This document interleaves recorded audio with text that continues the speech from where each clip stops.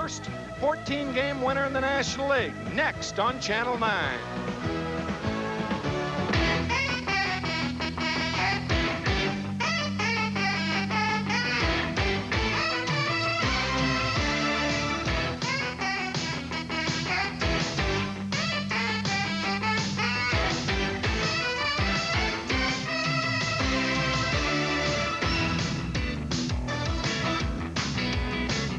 Live from Shea Stadium in New York. Tonight, the Mets take on the St. Louis Cardinals. Mets Baseball 90 is brought to you by Bud Dry. Smooth taste, no aftertaste. By Nissan, building cars for people who want more than just a means of getting from here to there. Nissan, built for the human race. By Manufacturers Hanover, where your money has power. By the 9X Yellow Pages. If it's out there, it's in here. By RC Cola. By your tri-state Lincoln Mercury dealers, featuring the Lincoln Town Car, Motor Trend's Car of the Year. And by Mita, all we make are great copiers. Pitching for the Cardinals tonight, Bryn Smith with a record of 7-4, an earned run average of 4.02. And on the mound for the Mets, Frank Viola with a record of 13-5, an earned run average of 2.43. When you take a look at the National League East, you find identical records for the top two teams, the Mets and the Pirates, both with a 56-39 record. The Montreal Expos 4 games back, but you'll notice 6 games back in the loss column. And then the Philadelphia Phillies 9 back, and the Chicago Cubs and the St. Louis Cardinals tied for 6th place with a 44-55 record. I'm Tim McCarver along with Ralph Kiner. An interesting matchup tonight because Frank Viola is going for the New York Mets, and in his last outing he really struggled at the vet in Philadelphia, Ralph. He certainly did. He walked 7 batters, the most he has walked in his major league career. It was against the Phillies. He did have a no-hitter going in the 6th inning, but he gave up the first hit of the game. It was a grand slam home run to Dickie Thon, and that put him on the losing side. As you can see, he has lost 2 of his last 3 starts, 1 a no decision, and Frank started out the season with 7 consecutive wins, and he's 6-5 since that time. At Shea Stadium, almost invincible, he has won 8 of 9. And speculation as to whether Viola was thinking about the no-hitter the other night. Do you think he was? He says he wasn't. I have to believe he was. He was trying to be too fine out there. He got behind, and of course, those walks did him in. His mound opponent tonight, Bryn Smith. We'll see how they both do right after this from Bud Dry.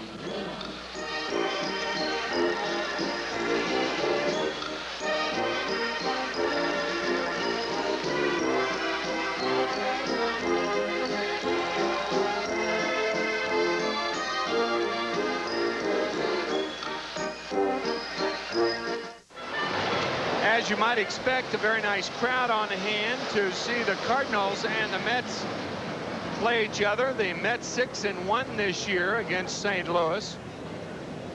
And St. Louis winning their first game of the season in the second game of the doubleheader last night. Frank Viola 13-5. He leads the National League in earned run average of 2.43. And very, very unusual that he should walk 7 in his last outing. He has struggled of late. And he'll be pitching against this Cardinal lineup. Vince Coleman will lead it off. He'll be in left field. Batting second, the shortstop, Ozzie Smith. Batting third and playing for the first time as a starting player against the Mets, Craig Wilson at third base. Batting fourth, the first baseman, Pedro Guerrero. Batting fifth and catching, Todd Zeile. The 6th batter will be the second baseman, Jose Oquendo. Batting 7th, the center fielder, Milt Thompson. And batting 8th in right field, Rex Hudler. And the pitcher, Bryn Smith, batting 9th. Defensively for the Mets, Kevin McReynolds, Darryl Boston, and Darryl Strawberry. 2 Darryls in the outfield. Tom O'Malley at third. Howard Johnson once again at shortstop. Kevin Elster out of there with an ailing right shoulder. Greg Jeffries at second. Dave Magnan at first. And Mackie Sasser behind the plate. The umpires for tonight's game, Ed Montague behind the plate. Mike Winters at first. Jerry Lane at second. And Jerry Davis at third. And the first pitch of the ball game to Vince Coleman is strike 1. Coleman, a good year. And of course, he leads the National League in stolen bases with 55. He has been caught 12 times and hallelujah twice by the Mets this year. He was unbelievable with that streak against the Mets. Wanted to bunt there. He takes strike 2. He had 57 consecutive stolen bases against the Mets before he was caught, and Mackey Sasser has caught him his last 2 times. Ed Montague probably saying, Vince, how are you to know if it was a strike or not? You were on your way to first. The ball didn't look like it was that far inside. Coleman actually moving in on the pitch and then having it back off of it as that pitch caught the corner. Coleman has been kicked out of 1 game this year for arguing a called 3rd strike after his first time at bat. So this is not a rare scene. No balls, 2 strikes to Vince Coleman, leading it off here. And this one's inside, way inside, ball 1, 1-2.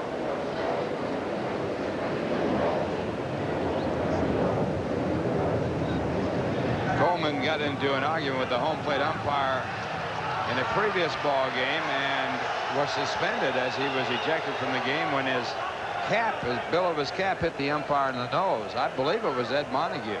It was indeed. Ed Montague was the second base umpire in San Francisco when Coleman was called out on a play. Coleman was suspended for a week right before the All-Star game. Tapper to second. Tough play for Jeffries. Got him. And now Coleman's gonna, he might as well keep going to second and third, and then he can take them all in. Take all 4 of them on. He's going to get himself kicked out of this ball game if he's not careful. Riggleman, the coach at first base, trying to keep him in the game. He throws his helmet off the side, and that'll cost him right there. That's $100.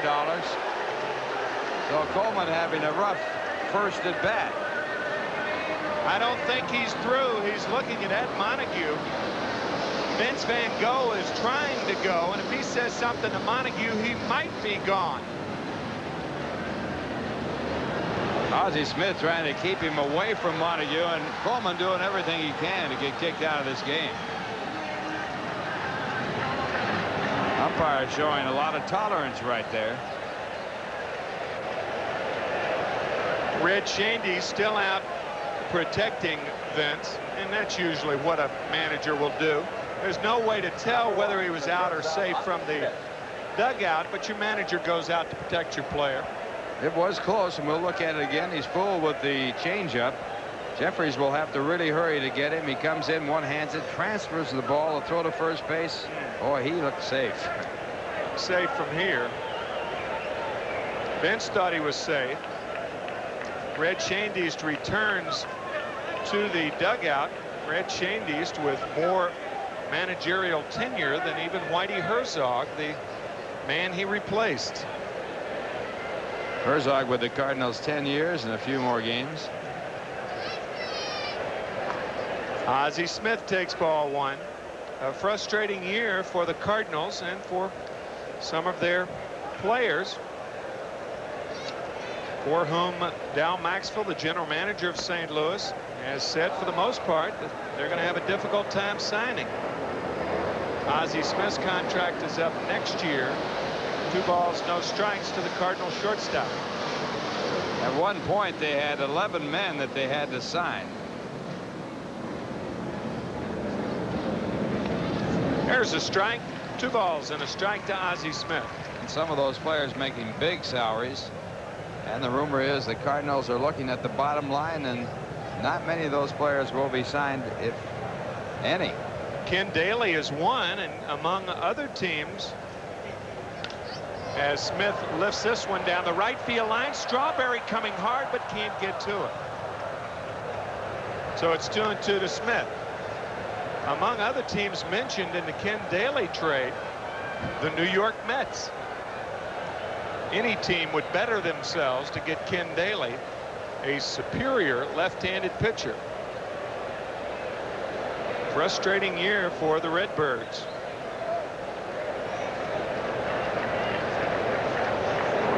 Willie McGee, one of those players, as the change is low to Smith, 3-2. One of those players that he's 3rd in the National League in hitting, and the Cardinals have not expressed a desire to bring him back.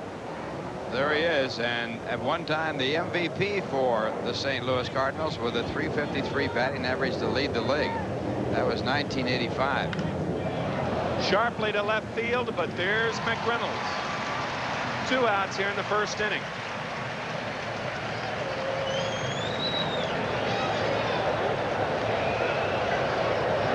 Jose De Leon, you see in the left of your screen, sitting next to Rex Hudler, is a pitcher that was supposed to pitch tomorrow. He has a blister on his middle finger, and instead of De Leon, Joe McGrain will be pitching tomorrow.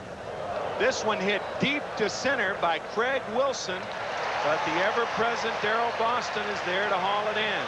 The Cardinals go in order in the first. Middle of the first. We'll be back after this from DHL Courier.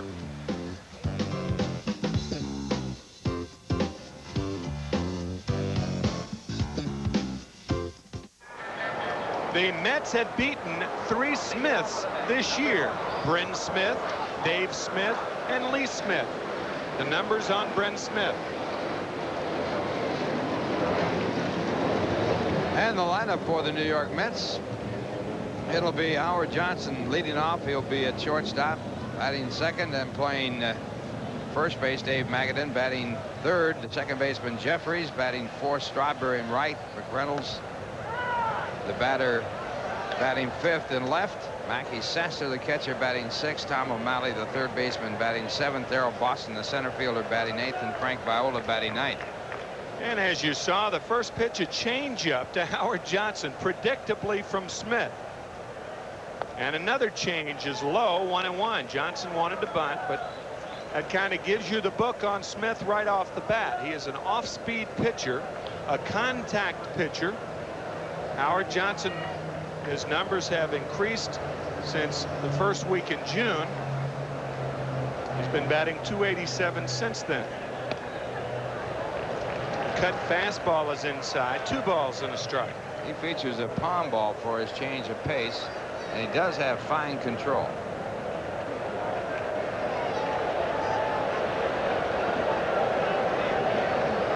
Dave Magadan on deck. No score here in the bottom of the first. Just underway. Change, grounded to the right side. Guerrero over to Smith, and Johnson beats the play. The throw behind Smith, and Hojo, we'll see how it's going to be scored. It's got to be a hit, doesn't it? Got to be a base hit, and the mistake was made by Guerrero. He went off the bag. Oquendo could have fielded this ball, and Guerrero, if he'd just come back to the bag, would have been able to make the play. Watch how far Guerrero goes off the bag. He's out there. Oquendo's in position to make the play, and Guerrero, with his momentum, taking him about 3 more steps away and not in time to make the play at first base. Smith really late covering too, huh, Ralph? Late covering. So the combination of the bad throw by Guerrero, and as Ralph said, Guerrero straying into a land that was unfamiliar to him, and that'll bring up Dave Magadan. Hojo with 22 stolen bases on the year. Magadan has been red hot, batting .341.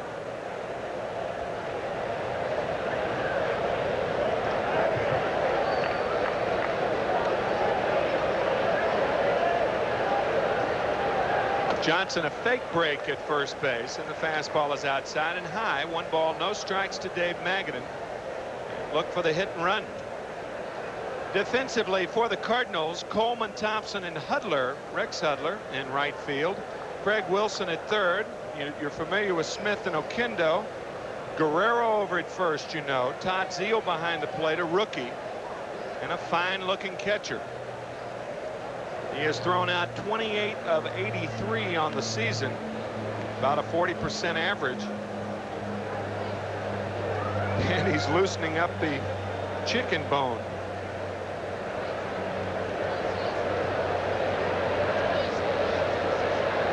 There goes Johnson. What a break he had. And Zeile with the terrific throw still doesn't get it.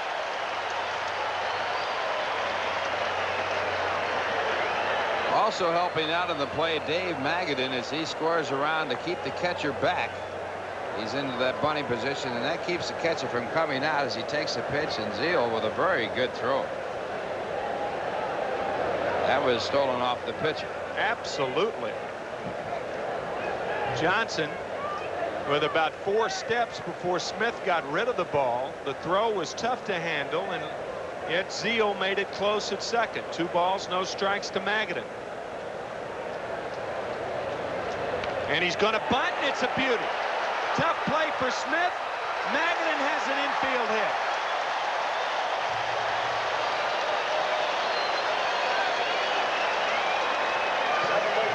I think that Ren Smith underestimated Magadan's speed, and that's unusual because Magadan doesn't run too well. Watch him hold his hand up here. He says, I got it.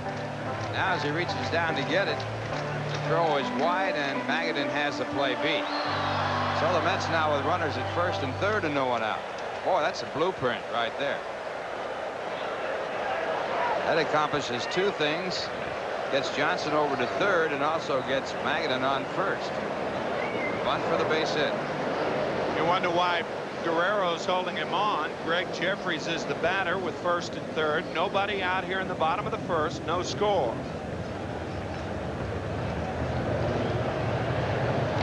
Jeffries is hit by the pitch. The first pitch plunking Jeffries on the right elbow. No intent there. I mean, Brent Smith's not going to try to hit anybody. He's trying to get out of the jam, and now the Mets have the bases loaded. This is an inside fastball. Jeffries gets plunked on the shoulder, and he is on the hard way, but a good way, as the Mets have the bases loaded with no one out. The Mets have hit balls a total of 94 feet and have the bases loaded and nobody out. A walk, a bunt 4 feet from home, and a 90-foot single as Strawberry takes ball 1.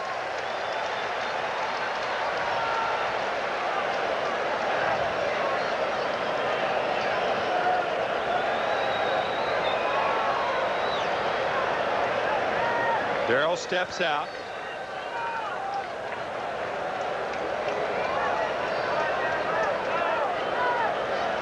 What an opportunity for the Mets to score early. Ground ball, Guerrero, and it's by Pedro, and it's a foul ball. So it's 1-1 to Strawberry.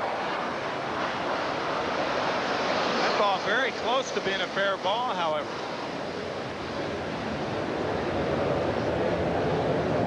Well, on the bouncing ball, it's whether or not the ball goes over the bag. Here it is from this angle. Indeed foul, but very close. A couple of inches.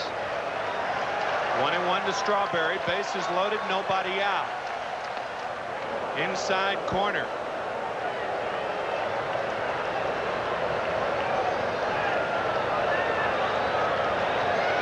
So the Mets have spread their grand slams around this year. 1 for Kevin McReynolds. Inside, ball 2, 2-2. There have been 23 Grand Slam home runs hit this year, all by different players. Last year there was only 1, and McReynolds hit the only one last year. Is the ball live?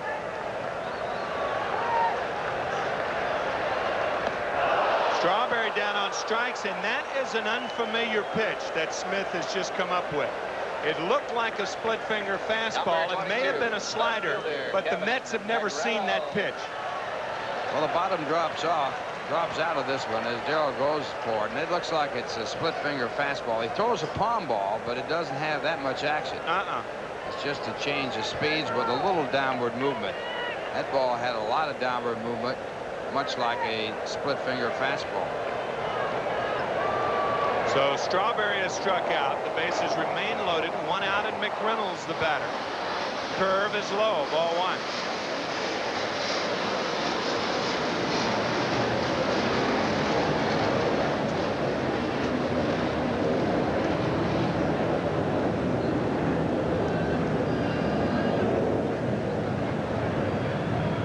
1. Way outside, ball 2. 2 balls, no strikes.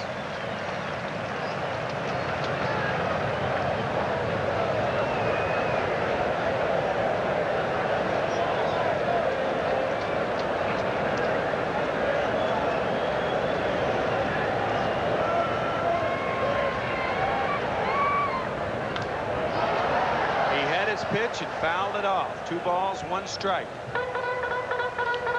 McReynolds 1 for 7 in the series. That was the doubleheader yesterday. He's hit .290 against the Cardinals in his career with 13 home runs.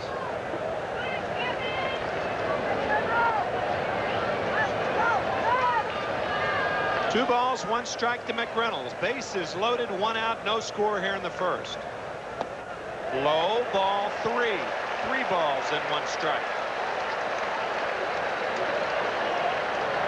Brent Smith has walked only 25 in 113 innings.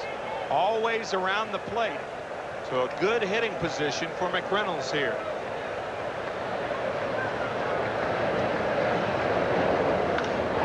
This ball hit deep to left field, but not deep enough. Coleman with a good throwing arm. Here comes Johnson. The throw home, not in time. It's short hop. Todd Zeile, and the Mets lead it 1-0.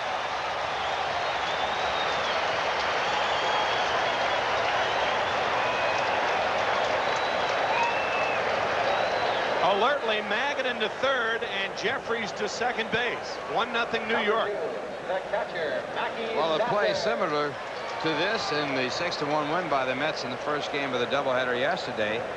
The throw by Coleman from a shallow position was perfect, and Zeile didn't handle the throw, and this time Zeile doesn't handle the throw again, and the Mets get a run.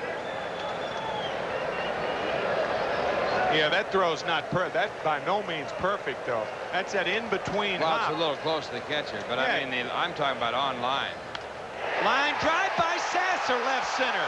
2 runs are going to score, and the Mets lead it 3-0 on a hit by the red-hot Mackey Sasser. Look out, old Mackey's back.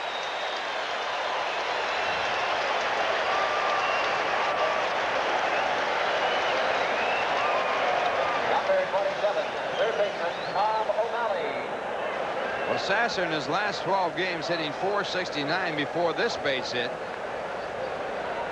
And in his last 22 games, he's hitting .422. And he drives in 2 big runs for the Mets, and he is hot. Changes on the outside corner to Tom O'Malley. Tom, a rare start at third base. Started one of the games last night.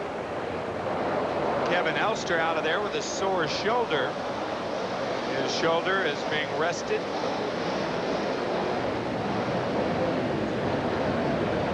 Kevin, I guess, has missed, what, 6 games in a row, huh? About that. Yeah.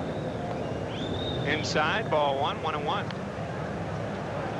He said he was about 90% ready to play, or 90% well. It's a very strange injury. It's known as shoulder fatigue as opposed to any particular ligament damaged.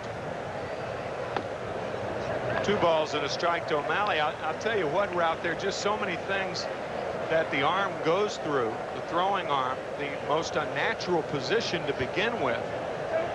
Really surprised that it holds up as well as it does. It is amazing because of the thousands of throws you make. Change-up grounded foul, 2-2 to O'Malley. You're watching Mets Baseball 90 on WWOR-TV, Secaucus, New Jersey. I'm Tim McCarver along with Ralph Kiner. Happy you have joined us on a lovely evening. Packed house. 45,000 to see last night's doubleheader. About that on hand tonight to see Straw and the guys. Change hard by Guerrero.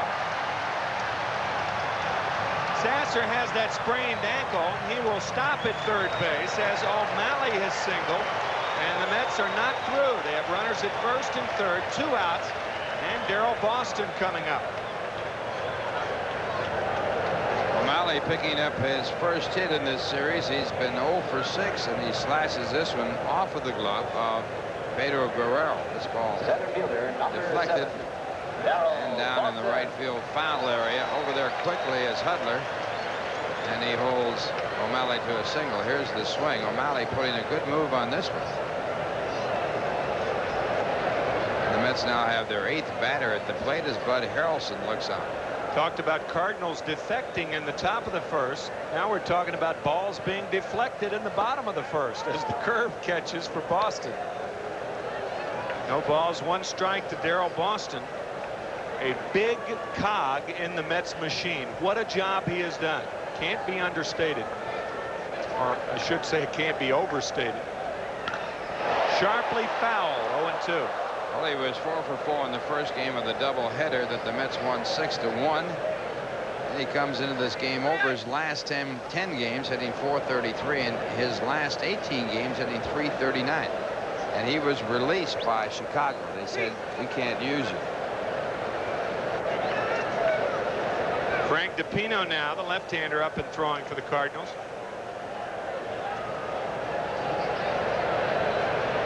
High, ball 1, 1-2.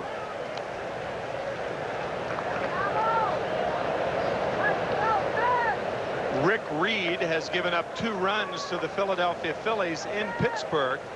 We will be keeping up on our Nissan scoreboard all evening as the fastball misses. 2-2. The Phillies 2 and the Pirates nothing at Three Rivers.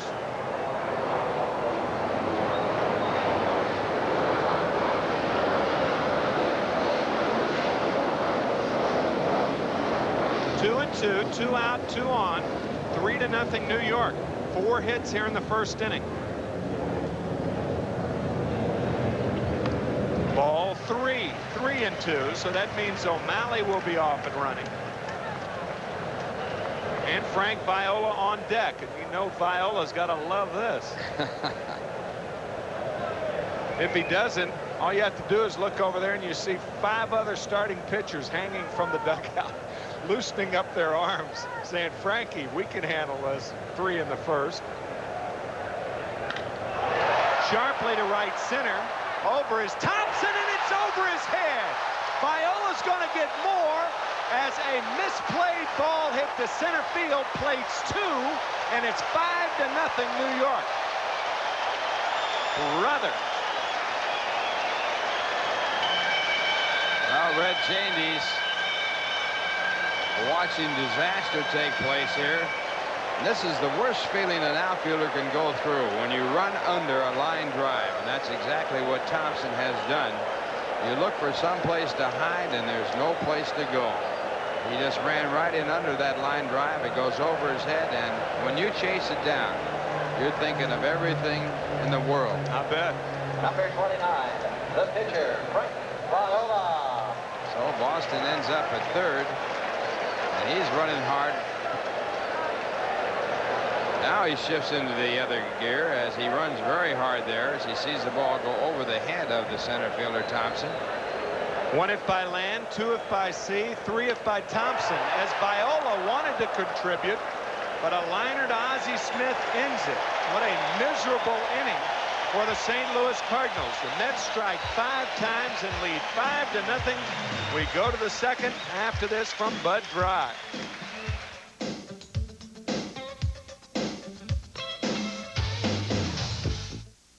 With the way we've played, we've made so many bad plays fundamentally, and we've been a veteran team and a defensive team. We really haven't played as well as we can play defensively or fundamentally, and I think that's a reflection on me. I don't know if it's a reflection on Whitey Herzog, but it certainly sums up the first inning for the Cardinals, as Pedro Guerrero on the first pitch pops it up to Greg Jeffries. 4 in a row now, retired by Frank Viola. And in that first inning, when the Mets came up with 5 runs, Howard Johnson stole the base, and Steve Gershman of Lewiston, Maine, is now in the drawing for a new Nissan 300ZX. He entered the Nissan stolen base game at his participating Nissan dealer. Why don't you? And Todd Zio will be the batter. Todd with 10 home runs, at second on the Cardinals. And he takes ball 1. Ball and no strikes to Todd Zio. Cardinals is a team with only 41 home runs. They're last in the National League in that department. They are 10th in team batting average at .249. This one popped up. And Jeffries again. So 5 in a row now. Retired by Viola. He has been staked to a 5-0 lead here in the second inning. There's only one pitcher who's won the Cy Young Award in both leagues. That's Gaylord Perry. And Frank Viola certainly with a more than an outside shot to do it this year, as Jose Oquendo, the only Cardinal who has homered off Viola, takes ball 1. Sharply. Johnson. Got him. Oh, boy. That's 6 in a row now, retired by Viola, and helped by a fine play by Howard Johnson. We go to the bottom of the second after this from your Tri-State Lincoln Mercury dealers.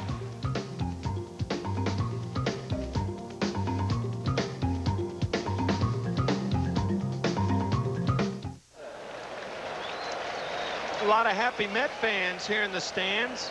They are watching their home team winning 5-0 with 5 runs in the first inning on 5 hits. Howard Johnson led it off in the first, and he leads it off in the second as the Mets batted around in inning number 1. And the curve for a strike. Johnson with an infield hit. Smith slow on covering. Smith slow on fielding the ball. Bunted by Dave Magadan after Johnson had stolen second. This one lined, base hit, Howard Johnson. It's going to be a double for Howard Johnson.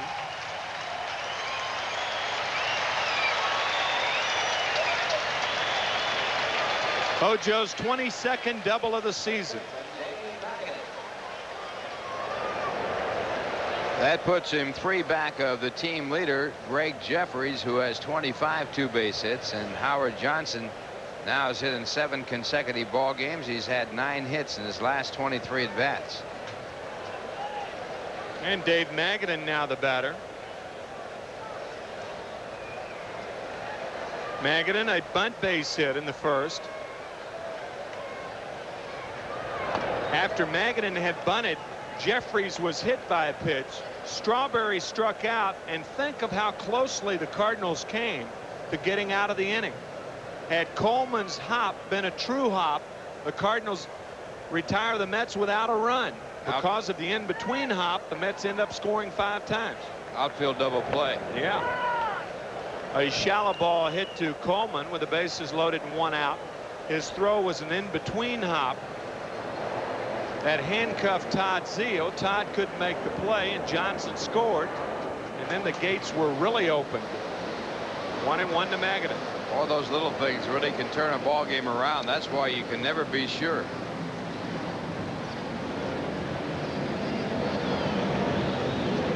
So Smith is not liking the first innings at Shea, and this one by Zeile, and Johnson meanders to third, and he's there with no outs.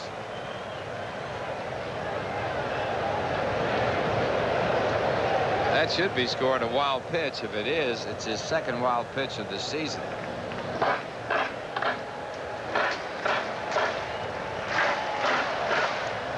Tries to get a fastball down and in, and the ball bounces away from Zeile. That puts Johnson at third, and now the Cardinals are playing their infield in. They just can't afford to have the Mets score any more runs. They're trailing by 5. 2 balls, 1 strike to Dave Magadan.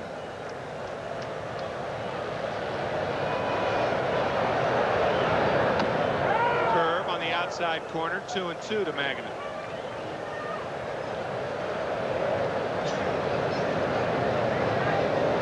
Well, after giving up 2 runs, the Pirates have scored 2, so in the bottom of the first, it's 2-2, Philadelphia in Pittsburgh.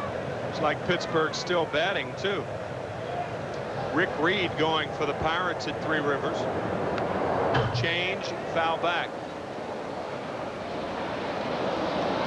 And we'll see who's going for the Phillies this evening. De Jesus is the pitcher for the Phillies tonight, as you look at Greg Jeffries on deck.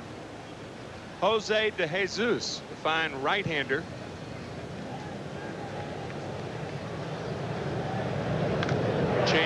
Lifted to center. It's going to fall. Base hit Magadan. Johnson scores. Thompson boots it. The Mets leading 6-0. And a shoddy performance so far by the Cardinals. The Mets now with 7 hits on the night. Nobody out in the second. It's a shoddy performance, but still no errors by St. Louis. But a outfield fly was misjudged, and it went for a 3-base hit, 2-run scoring. Right here, Thompson literally kicks it. Johnson would have scored anyway. Jeffries will be the batter coming up. He was hit by a pitch and scored a run in the first inning. 5-1.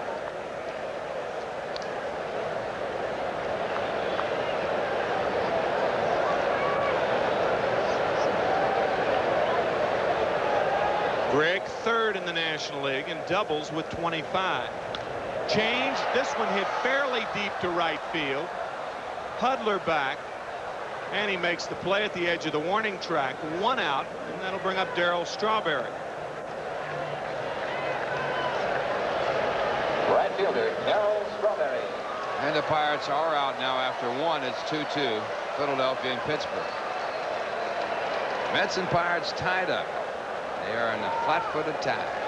Mets at one point had a 0.003 of a percentage point lead over Pittsburgh. That was back in the middle of June. They were in first place for 1 day. June 29th, I guess, is actually the date. Outside that, the Pirates have been in first place for all but 3 days since April 21st. As the curve catches. No balls, 1 strike to Strawberry. And the Reds have been in first place from day 1. Reds, though, finally sinking a little bit. They've lost 4 in a row, and their lead cut over San Francisco to 8.5 games, and they're playing the San Francisco Giants in San Francisco. Reds going to San Diego this week. They lost 3 in a row to the Padres, and last night to the Giants. 1-1 to Strawberry.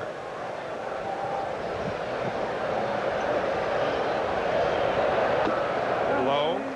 That's similar to the same pitch that got him out the last time up. Strawberry striking out with the bases loaded. Here's the pitch that got him the last time. Bottom dropping out of that. We are guessing that's a split finger fastball. He throws a palm ball, but that might be a new pitch. Certainly looked that way.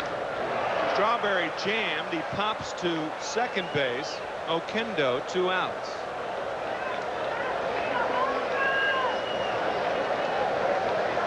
So Darryl now 0 for 2. That'll bring up Kevin McReynolds, who had a very shallow sacrifice fly, driving in his 49th run in the first inning.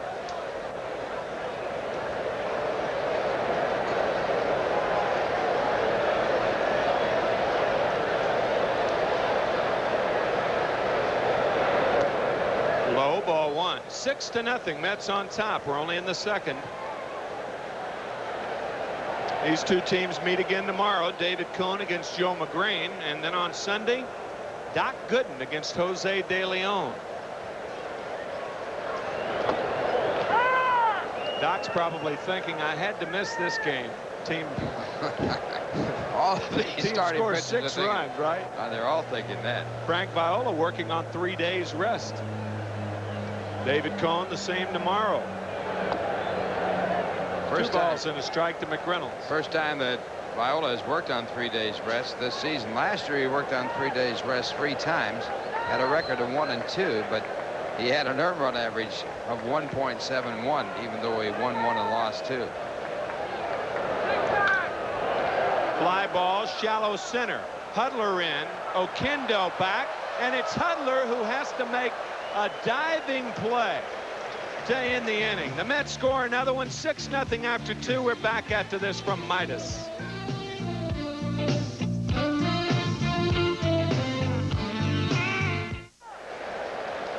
Milt Thompson takes a strike. 0-1 to Thompson. He has plummeted to a .205 average this year after batting .290 last year. Ball 1, 1-1.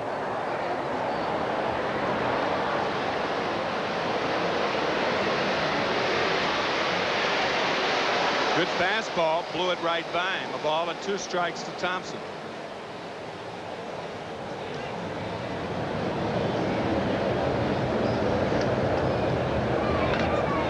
Ground ball right side and through for the first base hit off Frank Viola.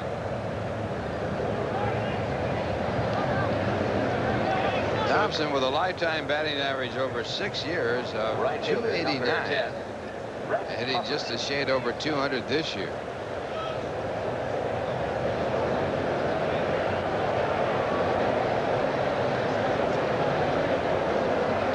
You can kind of understand Magadan holding Thompson on now because Hudler likes to bunt. And if he does, he likes to push it. He takes a fastball low, ball 1. Hudler with a bunt base hit in last night's ball game, and it was a push bunt. 6-0. The Mets on top here in the 3rd inning. Sharply to left, so Hudler has a base hit as Thompson stops at second. And that'll bring up a pinch hitter, or will it? Yeah, a pinch hitter for... The pitcher, Brent Smith. Nope, it's going to be Brent Smith. Beg your pardon. So Smith will be up there to bunt. Smith has 8 hits this year, most by any Cardinal pitcher.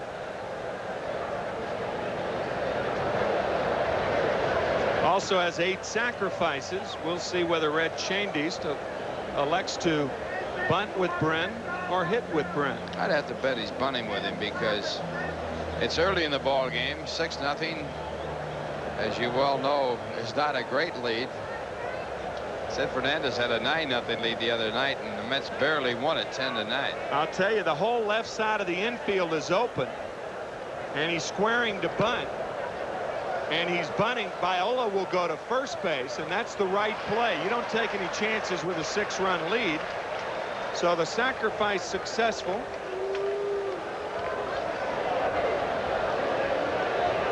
Runners at second and third, 1 out, and the batter Vince Coleman, who grounded to second on a disputed play in the 1st inning. Everything was disputed by Coleman in the 1st inning. The umpire's calls on balls and strikes, and the play at first base. He almost got kicked out of the game. He did get fined. He threw his helmet. That's an automatic fine.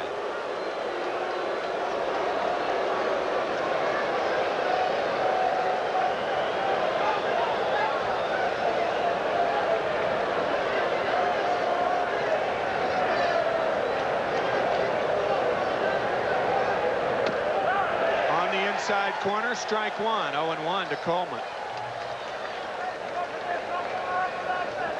This is Coleman on the first time up in his first at bat. Argues with the umpire on that pitch. Now he hops it out to second. Jeffries makes a good play. The play is close at first, and he's called out. Tapper foul down the third base line, 0-2. In fairness to Coleman, he did appear to beat the play at first base. Close, but we thought he beat it.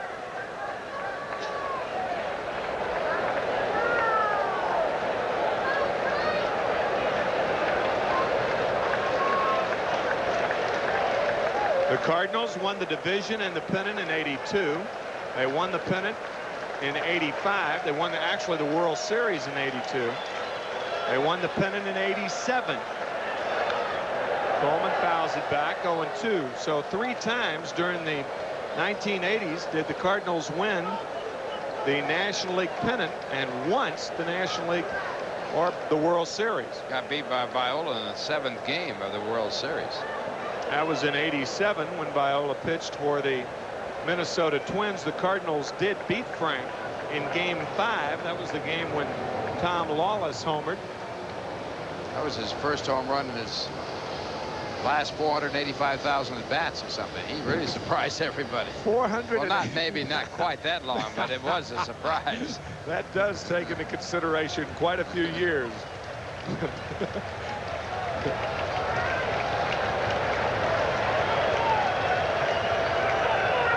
Outside, if memory serves me correctly, it was his 2nd major league home run. His only other one was against Ken Daly, his Cardinal teammate.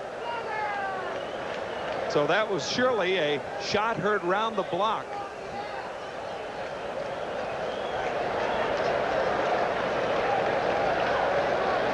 Tom Lawless not only still playing, as you see Thompson at third, and at second base Rex Hudler. Tom Lawless playing with the Toronto Blue Jays. He was released, we understand, from the Blue Jays just recently. There ought to be a law against that. Foul play. Still a ball and 2 strikes to Vince Coleman.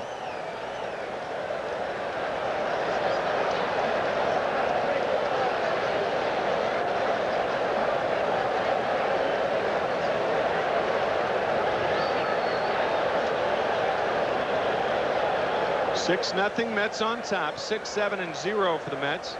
0-2-0 for the Cardinals. Runners at second and third here in the 3rd inning with only 1 out, 1 ball, 2 strikes on Vince Coleman. The Mets trying to beat the Cardinals for the 7th time in 8 meetings this year.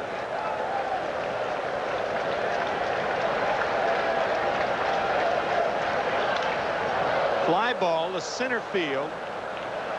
Speed at third. Boston elects to come home, but Thompson's going to beat it, and the Cardinals are on the board. It's now a 6-1 ball game in favor of New York.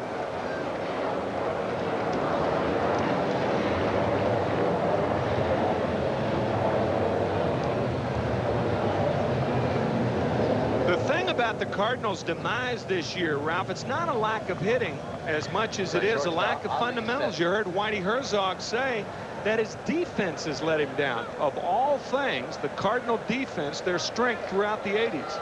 It certainly was that, especially their outfield defense with that great speed they had in the outfield. They have just had all kinds of trouble. You'd have to think it goes back to the will to win more than anything else, because the ability certainly is there. Of course, you can get old together. Cardinals not ancient. Think of their Ozzie Smith, a 10-time All-Star at short, Terry Pendleton, 2-time Gold Glover at third, and Tommy O'Malley plays it like a Gold Glover at third. But the Cardinals on the board with 1 run. They strand a runner after 2.5, 6-1 Mets, and we're back after this from the Bell Atlantic Yellow Pages.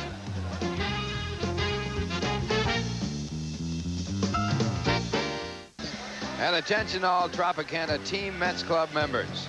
If you have an orange clinic card, then your instructional baseball clinic is coming up on Thursday, August 9th from 10 to 11:30 a.m. Here's what you need to know. Club members, along with 1 parent or chaperone, will sit in the field level seats, and Mets coaches will instruct as players demonstrate baseball skills on the field. To gain admittance to the clinic, you must enter at gate C and bring your invitation with you. Club kits will be on sale at the stadium before the clinic. We're in the bottom of the 3rd inning now. Brent Smith still in there. He has given up 6 earned runs in 2 innings. The Cardinals, to give you an idea and to accentuate our point the last inning about their defense, they've made 85 errors through 99 games this year. Only 112 errors through the whole season last year. Actually 164 games. So they're well ahead of that pace. Plus, one of the big plays in this game was not charged. Milt Thompson wasn't charged with an error, but he allowed 2 runs to score. That misplayed ball in center field hit by Darrell Boston. Another point too, Tim, is that Willie McGee, who normally plays center field, has made 13 errors in center field. He's a Gold Glover. Gold Glove player, and he's made 13 errors. So all sorts of woes for the St. Louis Cardinals as the count goes to 1-1. Mackey Sasser. Pendleton with 12 errors at third base. Smith with 9 errors at shortstop. Oquendo with 4 errors at second base. And Guerrero with 10 errors at first base. 10 errors at first base is a lot. 4 errors at second is very good. That's not really any problem.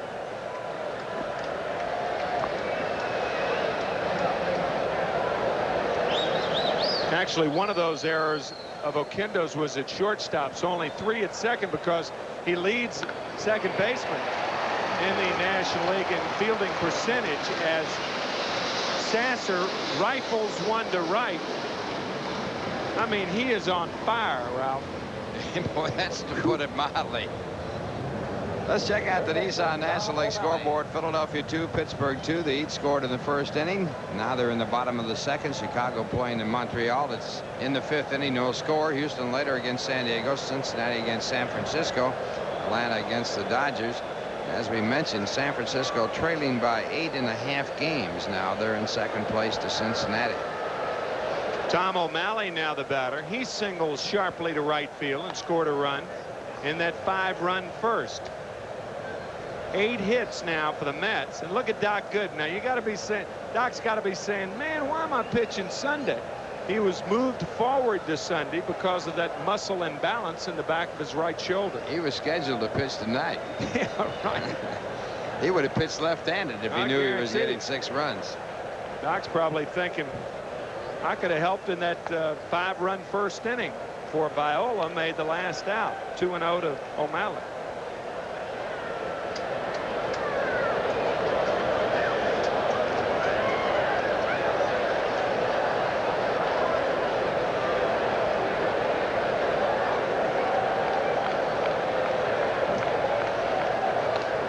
Ball 3. 3 balls and no strikes as Frank DiPino continues to throw for the Cardinals.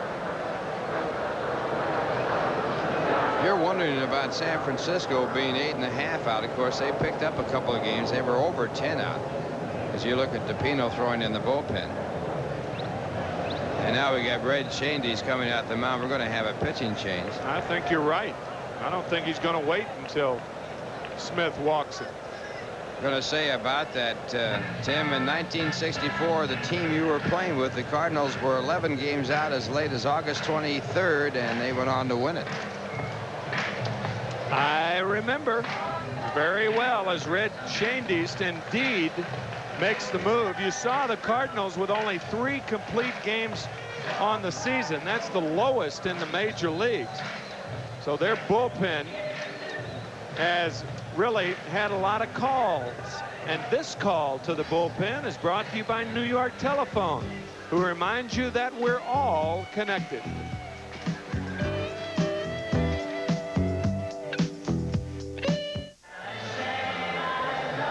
Well, a new pitch in the game, Frank DiPino.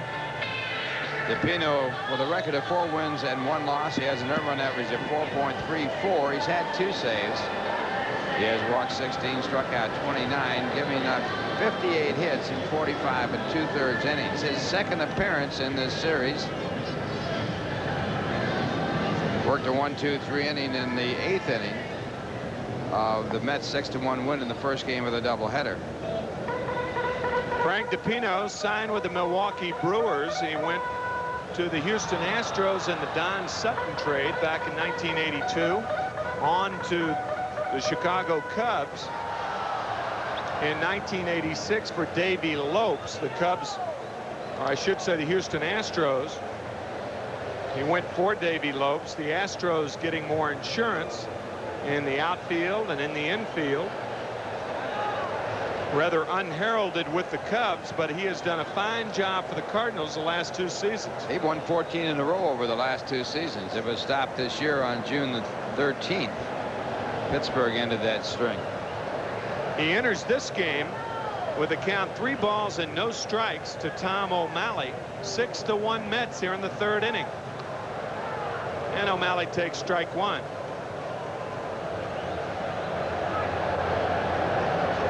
Sasser at first base, nobody out. Darrell Boston on deck.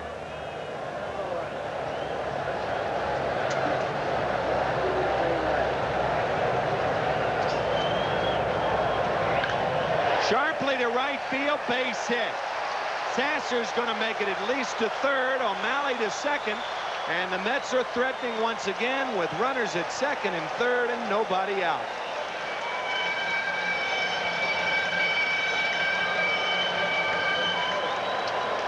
Well, O'Malley had been 0 for 6 in the series so far, and then he got a base hit his first time up, and this one really hit hard down in the right field corner.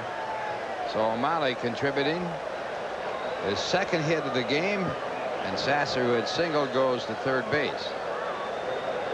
So that'll bring up Darrell Boston, the Cardinal infield. is in, and Todd Zeile is going to walk Darryl Boston. I don't agree with this.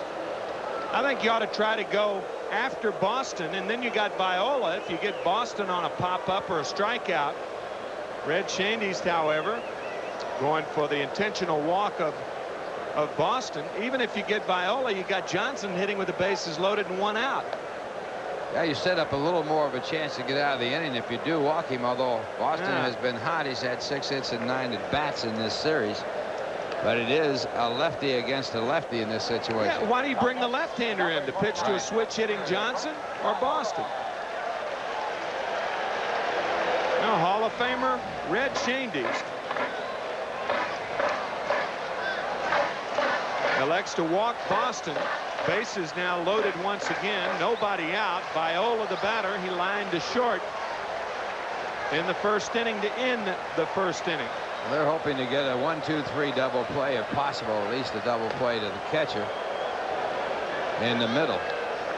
Sasser at third base. O'Malley at second base. Neither has good speed, but Boston does. He's at first.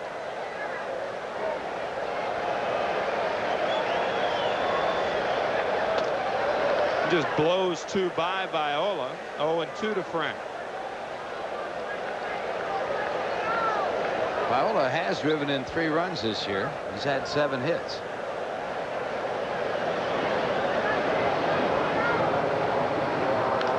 A tapper. DePino will come home, and a good play by Todd Zeile. Boy, a fine play by both DePino and Zeile to get the lead runner at home. 1 out. Well, this is an excellent play by DePino as he has to come off the mound. This would have been a base hit if he doesn't field it. He comes off the mound, makes a dive for it, somehow manages to keep it in the glove, and then throws from his knees to get the play at the plate as Zeile digs it out of the dirt. So far, the intentional walk has worked, but it took this kind of a play to make it work. So that'll bring up Howard Johnson. Hojo 2 for 2. He has doubled, singled, stolen a base, and scored 2 runs.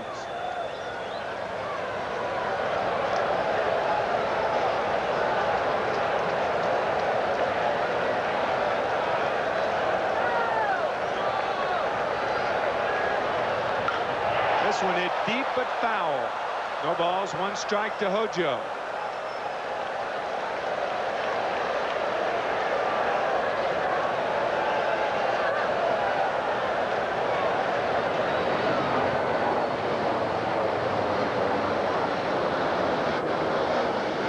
Johnson's 3rd at bat. We're only in the 3rd inning. Dave Magadan on deck. 6-1 New York.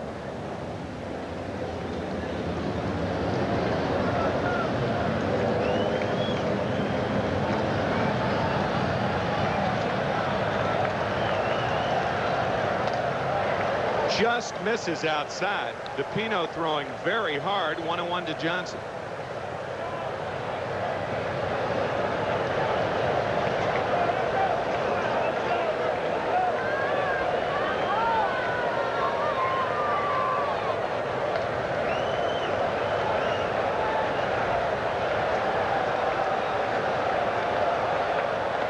Good play by Zeile.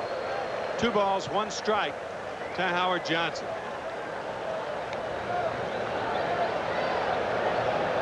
He gets a little confidence under his belt as the team around him starts to do a little better.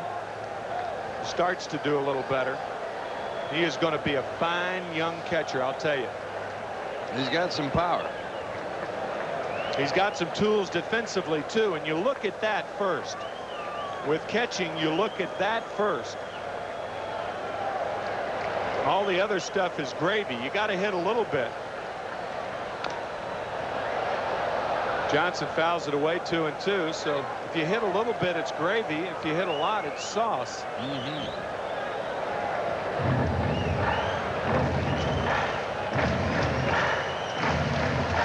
French restaurant style of cooking.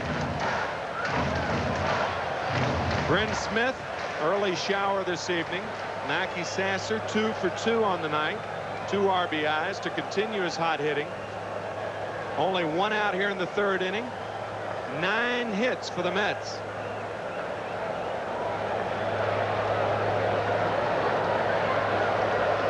That's what you like, a dirty uniform and a hole in it by the third inning. Popped up right side. And it's in foul territory. So Guerrero makes the catch. Johnson out of there, and Dave Magadan coming up. Let me ask you a question. First base umpire Mike Winters called that an infield fly, and it's a foul ball. Well, I think what he did was throw his right hand up and say, if fair. You think so? I think so. Okay, I'll buy that. Let's look at this. Now watch the first base umpire. This ball is in foul. He's got his hand up. Infield fly, which it would be if it's in fair territory. If it's foul, nobody can run. Now you ought to drop it. Get it down. And now he says foul ball. So there are 2 outs now with the bases loaded, and Dave Magadan the batter. The Mets had the bases loaded and nobody out. Frank Viola grounded weakly to the right side.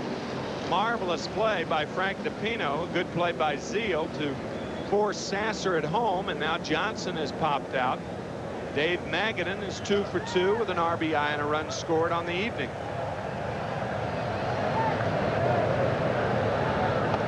Strike 1.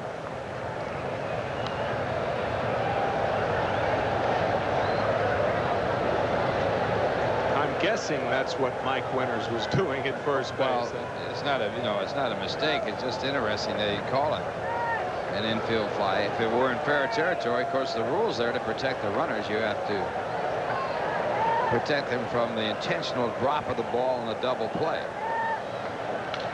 Line drive to center, base hit. Magadan strikes again. It gets by Milt Thompson. Viola's going to score. Magadan stops at third base. It's now a 9-1 ball game, and what in the world is going on in center field? Milt Thompson has played 2 base hits into triples.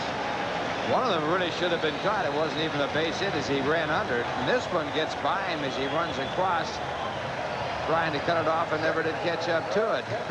Fred Shandy says, what is this?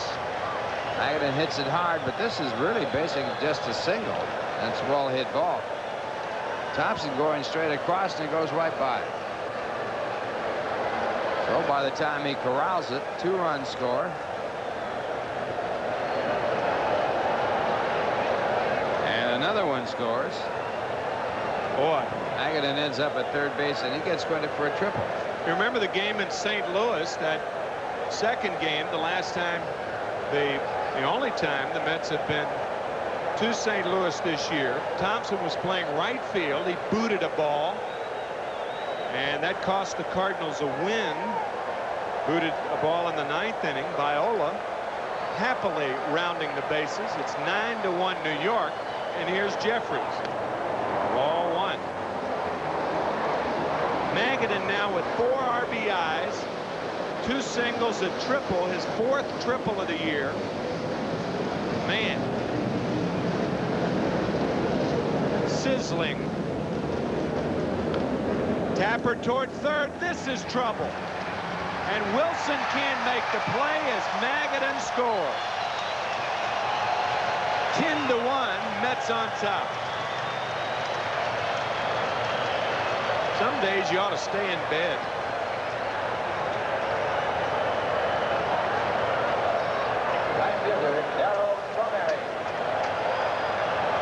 Jeffries gets an infield hit and his 45th run batted in.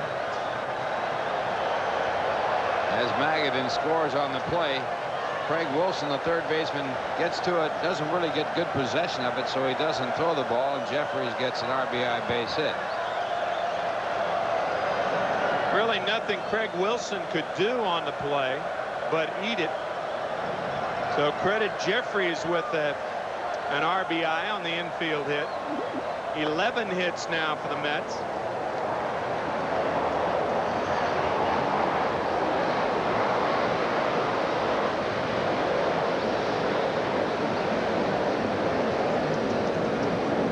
One of those runs going against Brent Smith's record.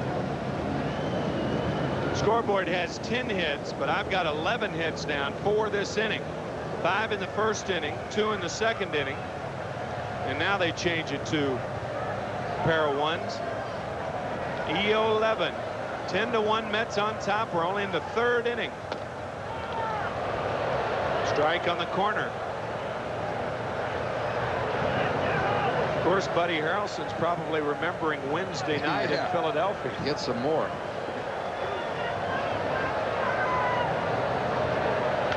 Slider tapped toward first. Guerrero makes the play. But the Mets strike for 4 more runs on 4 hits, stranding 1. After 3, 10-1 New York. We're back after this from Manufacturers Hanover.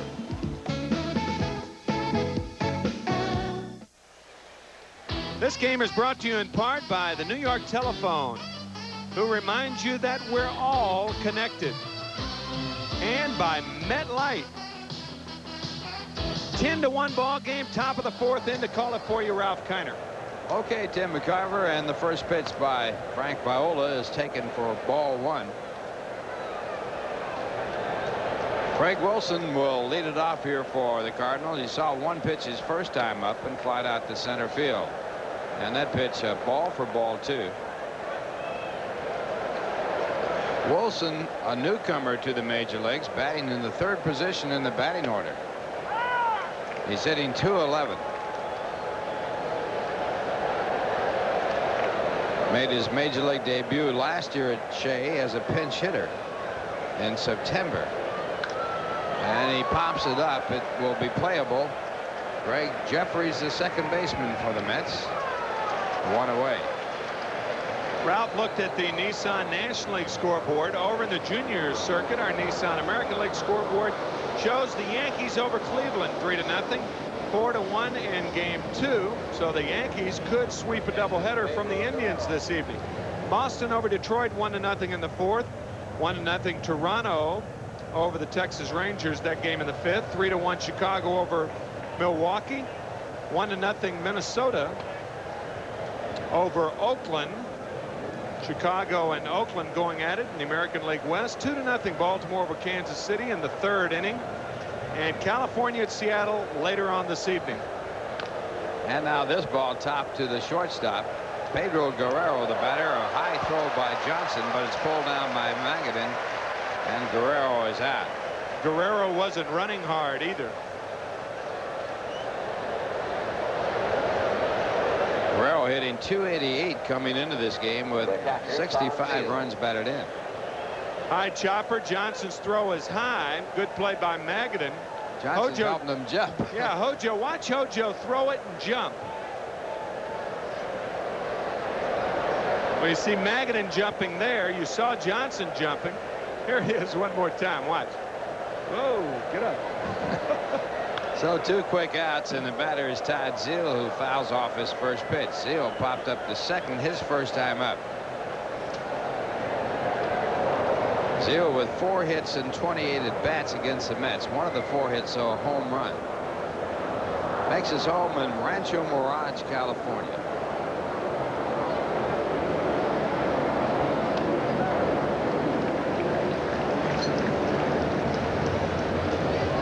Two strikes to count. Frank DePino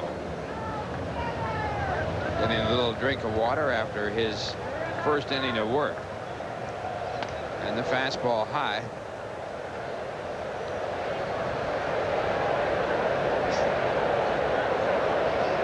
This year against the Mets,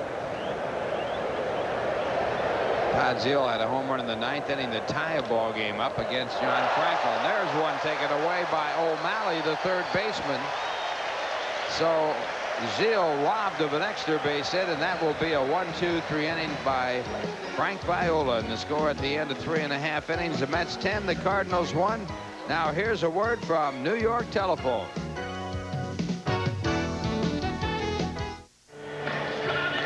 Well, we're going down to the bottom of the 4th inning. And there is Tom O'Malley that made this play. That's why they call it a reaction position. Tom O'Malley reacting very quickly to snare the line drive hit by Todd Zeal. Really quick reactions, and he's had a good day at the plate with 2 hits and 2 at-bats. Mets have sent 23 men to the plate in the first 3 innings. They lead it by a score of 10-1. They've had 10 runs and 11 hits. The Cardinals 1 run on 2. And for the Mets, it'll be Kevin McReynolds to lead it off. McReynolds with an RBI sac fly in the first, and then was robbed of a base hit in right field his next time up. It's funny, the Mets with 11 hits, 10 runs, and Strawberry and McReynolds have both been quiet with the exception of the shallow sacrifice fly by McReynolds. That was really a steal because the throw short hop to catcher, actually a kind of a middle hop and tough to handle, or the runner on third would have been out trying to score. The pitch back to McReynolds by DePino, who relieved Brent Smith, and it's called a strike for strike 2. Smith worked 2 innings, was charged with 7 runs, gave up 7 hits, struck out 1, walked none.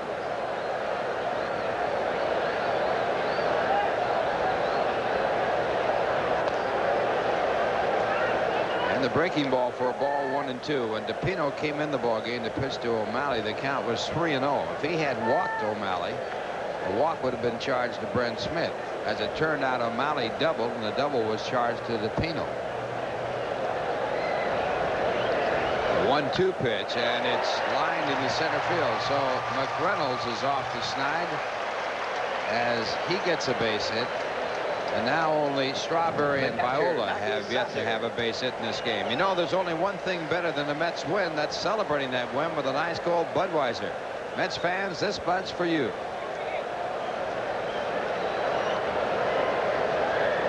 Mackey Sasser the batter. Mackey 2 for 2. He has been torrid. Pedro Guerrero over to just get the rosin bag but behind the pitcher's mouth. I thought he was going to talk to DePino. I thought this is not a game for strategy. About all he could say was, let's get this thing over with. That's right. Make him hit him at somebody. The Mets have not hit any balls at anybody unless they've been way in front of them for infield hits. Jeffries an infield hit, a bunt single by Magadan, an infield hit by Johnson. And Sasser hits a first pitch out to right field, drifting back as Hudler. He makes the catch. McReynolds back to first. So they get Sasser out for the first time. He's now 2 for 3, and it brings up Tom O'Malley, who's 2 for 2. O'Malley singled off of Guerrero's glove in the first inning, and then doubled over the head of Guerrero in the third. I think with a day game tomorrow, I'd start thinking about taking Sasser out of there. If the Mets had 3 catchers, there'd be no question about it, but they only have 2, Orlando Mercado and Sasser, with Todd Hundley being sent back on Thursday. I don't think Tom O'Malley would like that because he's their 3rd catcher. Well, he is, but I mean, I think he would like less getting behind the plate. That's what I mean. If he said, no, let's leave him in there. I don't want to get behind home plate. Right. He really hasn't caught a game back of home plate. He's been worked out there, I think, a couple of times. Yeah, the one at Tidewater when the Mets played an exhibition game down in Tidewater, their AAA affiliate, earlier in the year.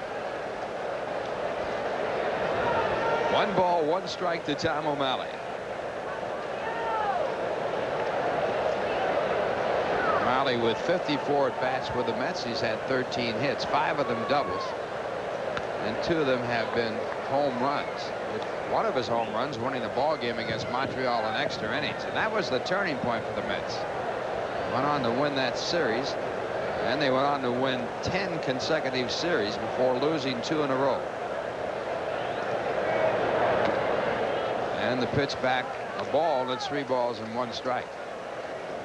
That home run by O'Malley off the Expos was on June the 5th.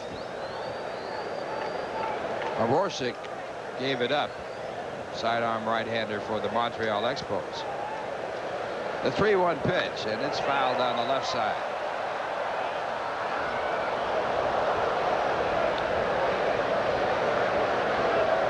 Tell you, Montreal has done a remarkable job just hanging tough. They're 6 games back in the loss column, but only 4 games behind the Pirates and the Mets.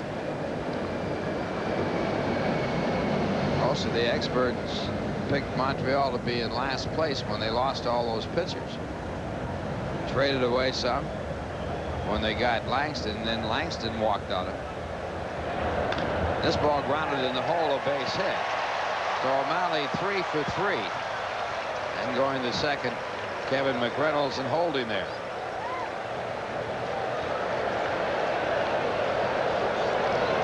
Center fielder, Darrell Boston. Tom O'Malley 3 for 3 in this game. The Mets with runners at first and second, and Darrell Boston the batter. Darrell with a misjudged triple. Ball misjudged by the center fielder Thompson. He ran in on it and went over his head. He also was walked intentionally back in the third. As it turned out, the walk didn't keep the Mets from scoring, as the Mets got 4 runs in the third inning. And the fastball is taken for ball 1. You're watching Mets Baseball 90 on WWOR TV, Secaucus, New Jersey. Swing and a miss, 1-1. Boston 6 for 9 in the 3 games of this 5-game series. As Tim pointed out, the Mets have won 6 of 7 from the Cardinals this year.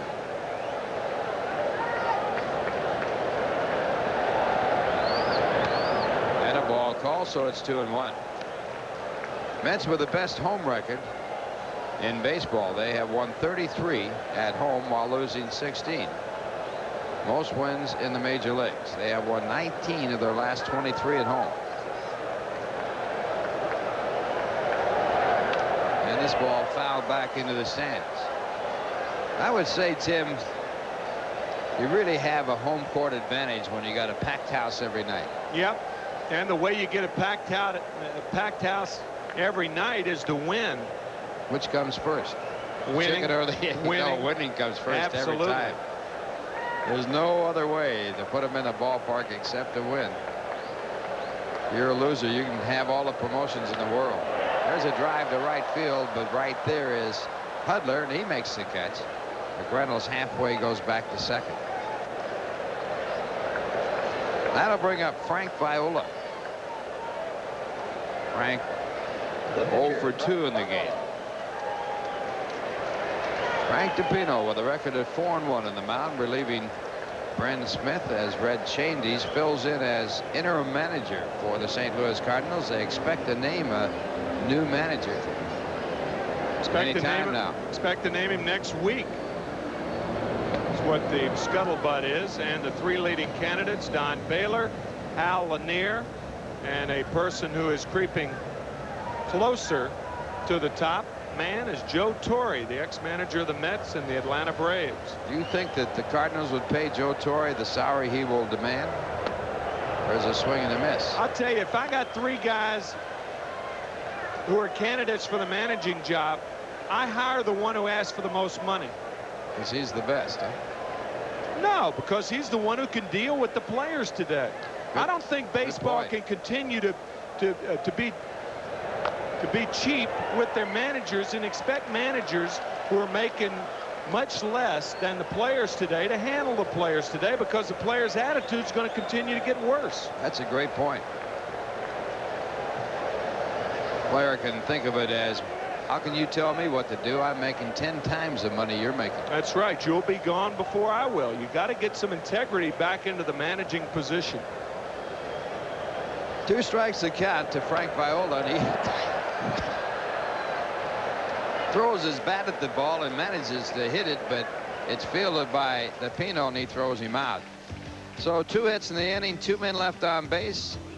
First inning, the Mets have not scored, and the score at the end of 4, it is the Mets with a total of 10 and the St. Louis Cardinals 1. Now here's a word from AT&T. 10-1 the Mets here as we go to the top of the 5th inning with Jose Oquendo to lead it off. Jose robbed of a base hit and a fine play by Howard Johnson at short. Ralph, I'd like to clarify that one remark. When I was talking about integrity back into the managing position, there are obviously managers with integrity, but I meant dignity as far as the managers dealing with the players was concerned. Obviously not that there's a lack of integrity as far as major league managers, but it's tough to deal with players today unless you are financially not on a par with them, but certainly financially stable. Sort of goes back to what we said one time about a week ago about the fines in baseball not keeping up with the salaries in baseball. Yeah, kidding about it, but a point to be made. Player making $3 million a year is fined $100 for throwing a batting helmet. It's just like picking a flea off of a dog. 3-1 to Oquendo as the Cardinals trail by 9. You can see Oquendo has been durable, and he fouls that one off. Oquendo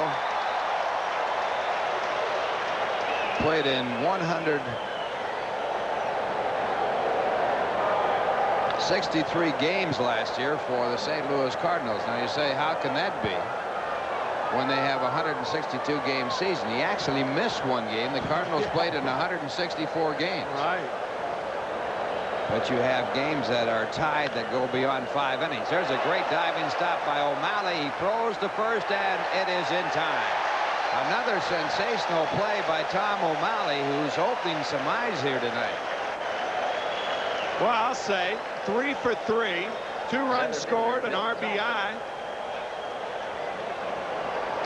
and 2 fine plays at third base. Diving to his right, composing himself, and throwing out Oquendo. Wow. Tom broke in as a third baseman with the Giants. He looks like he's smiling there. Piece of cake, huh, Tommy? He's a throwback to the old-fashioned type Dykstra player and John Kruk. They enjoy playing and get their uniform dirty. And the first pitch to Milt Thompson, who's had a tough night, is in for a strike, and he takes for ball 1. Thompson, in spite of having 1 hit and 1 at bat, has really had a tough day in the field for St. Louis. Ran under 1 fly ball that should have been caught that went for a triple, and he played a single into a triple on a ball that went skipped on by him. He really likes it here at Shea, except for the defensive part. And it's strike 3 call. So I should say Viola gets his first strikeout with the heater, and 2 men away.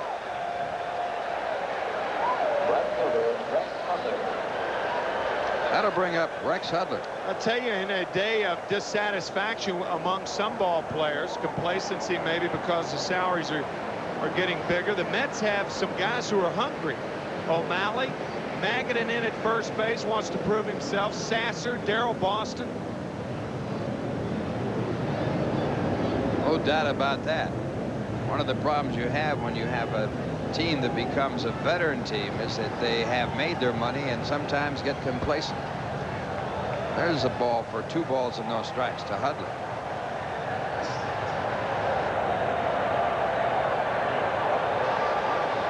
The 2-0 pitch. It has popped up, and going back for it is Johnson. He's having trouble with it. Now he runs O'Malley off the play and makes the catches. O'Malley thinks that he might have to go after it himself, but the catch is made by Johnson, and the Cardinals are out in order. The score at the end of 4.5 innings, it's the Mets 10, the Cardinals 1. Now here's a word from Manufacturers Hanover. Bottom half of the 5th, the Mets leading 10-1, and coming in for the play-by-play once again, Tim McCarver. With a day game tomorrow, I'm sure you will be one of the many watchers of Howard Stern tomorrow night at 11 o'clock. You and Diane will. Oh yes, we've in fact we invited some people over to sit in and watch this show. They don't have a television set.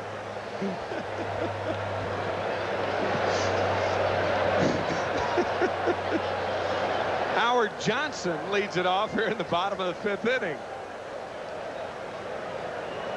Hojo 2 for 3. Howard Stern, a very funny man. Outrageous. Ball 1 to Hojo. 10-1, Mets on top.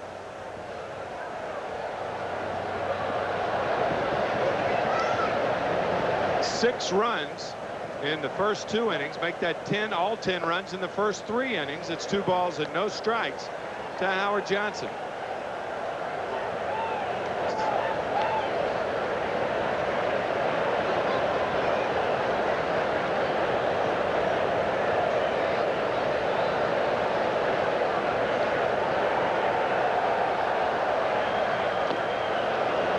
Hojo went for a bad ball. Understandable. 2 balls and a strike. You don't want to walk in a 10-1 ball game.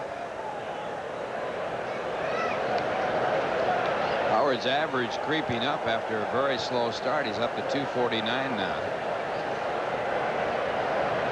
Said earlier he's batted over 290 since June 12th. All you can hope for when you're down is not to get it all back at once. Try to gradually lift your average. This one inside. 3 balls and a strike to Johnson.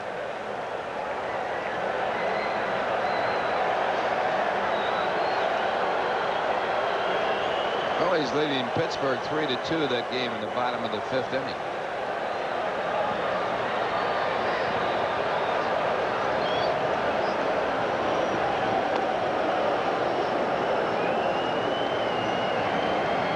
Three balls and 2 strikes to Howard Johnson. The Mets with 5 in the first, 1 in the second, 3 in the third. Lead it 10-1.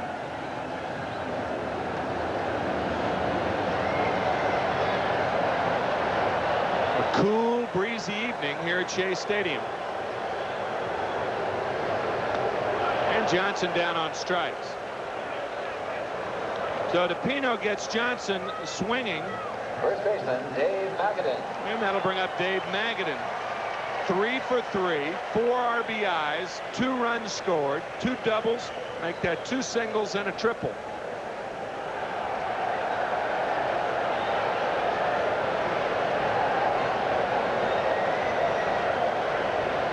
And by the way, the first strikeout for DePino, only the 2nd time the Mets have gone down on strikes, and Magadan takes ball 1. If you ask someone who followed the Mets closely who would lead the club in 3 base hits, Magadan probably wouldn't get a call. He leads the club in 3 base hits with 4.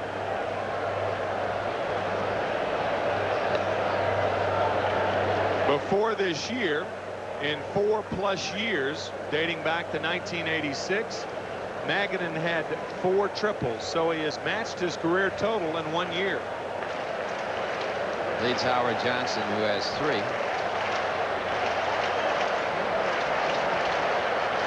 Two and 0 to Magadan. Line sharply right at Oquendo. So Dave hits it hard, but Oquendo had him played perfectly. 2 outs and Greg Jeffries coming up. Jeffries.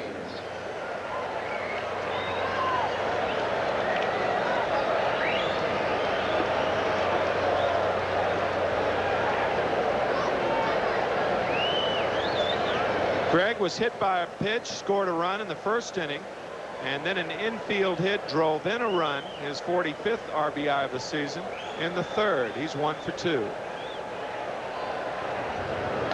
High, ball 1.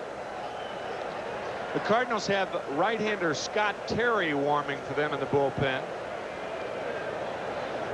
as DePino is scheduled up to lead off the 6th inning. There'll be a pinch hitter for him, and you'll probably see him shortly as Wilson throws out Jeffries. For the first time tonight, the Mets go in order, but lead 10-1 after 5, and we're back after this from Nissan.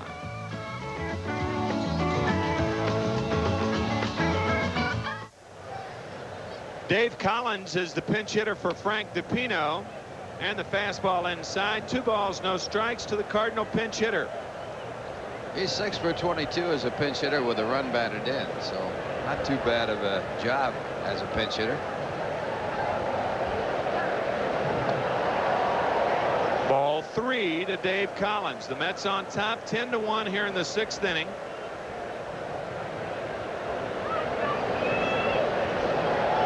Scoring all their runs in the first 3 innings. The Cardinals with a lone run. Milt Thompson scoring on a sacrifice fly in the third.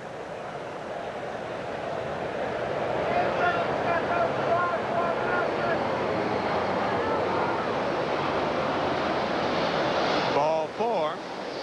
So Viola walks Collins. That's his first walk of the night. And on Monday night, when he was pitching in Philadelphia, he walked 7. Only the second time in his career that he had walked as many as 7. The other time this season, beg your pardon, last season against the Chicago Cubs. That was on August 18th of last year. And Coleman is the batter. Vince is 0 for 1. A sacrifice fly, and he is grounded to second on a disputed call in the first inning. 0-1 to Vince Coleman. Rather eventful series in Philadelphia. Mets with coming back to win Tuesday night's game, a game that you saw here on WWOR. Won that game 7-4. Coleman takes the ball inside, and then Wednesday night's game, a 9-0 lead that the Mets blew, only to win it 10-9. The Egyptians got credit for the Aswan Dam, and Bob Murphy got credit for the one he said on Wednesday night. Wasn't that wonderful? That was probably the best little pop-up here to Jeffries. That was probably the best use of that 4-letter word since Clark Gable and Gone with the Wind. Well put. Matter of fact, Murph didn't even turn scarlet, did he? Not a bit. Never blushed one bit. I thought it was a great call. I mean, it just... Well, it came from the heart. Right. That's exactly right. Right out of that ball game, they had scored 6 runs in the 9th inning and had the time run on when the last out was made. A line drive was hit into the glove of the shortstop. And Murphy just let it go. 0-1 to Ozzie Smith. Ozzie 0 for 2 on the night. 10-1 Mets on top.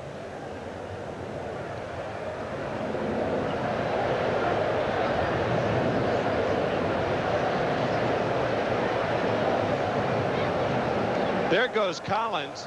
Magadan way behind him, and Sasser uncorks one to center. Boy, they surprised everybody with that move.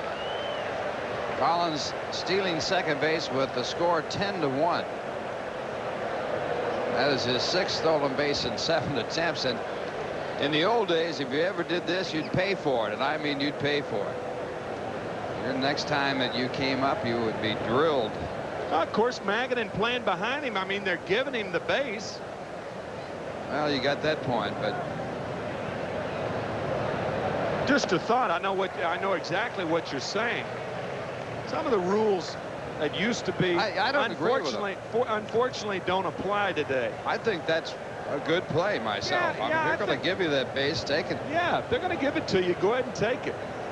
Mets leading 9-0 and almost losing that game against Philly 10-9. I mean, that's right. A good point. I mean, why change playing hard and taking advantage of everything because you're down in the ball game? It's interesting the way they do it in football. I mean, a baseball game in the Super Bowl, you compare a World Series game and the Super Bowl, and they're played completely differently.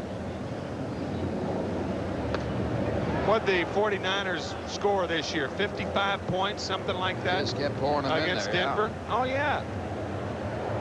You'll never see that happen in a baseball game. That mentality does not exist in football. I mean, maybe to a little degree, like you don't kick a field goal if you're winning 48-3 with 3 seconds left. No. I mean, common sense along those lines. It's 3-2 to Ozzie Smith. But in baseball, it seems that particular school of thought is almost ridiculous at times. I think it's disappearing, though. Yeah, I do too. Certainly more than it used to.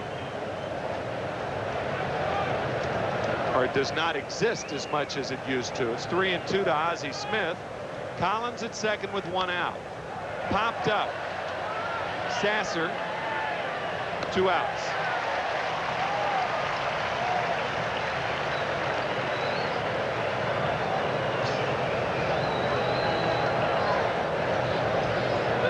Second baseman, Craig Wilson.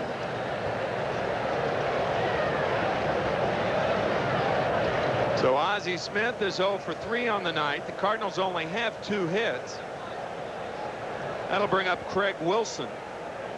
Matter of fact, the Cardinals with just 3 base runners on the evening. Wilson 0 for 2. He has popped to second and flied to center. Strike 1.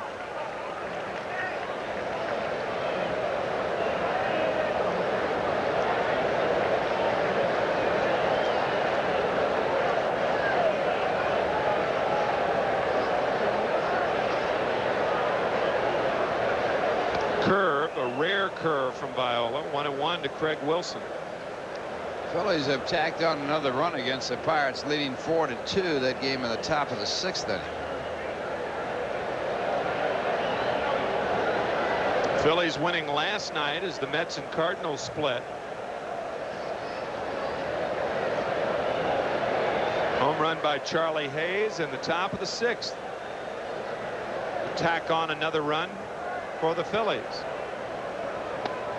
Strike 2 to Wilson. A ball and 2 strikes to Craig.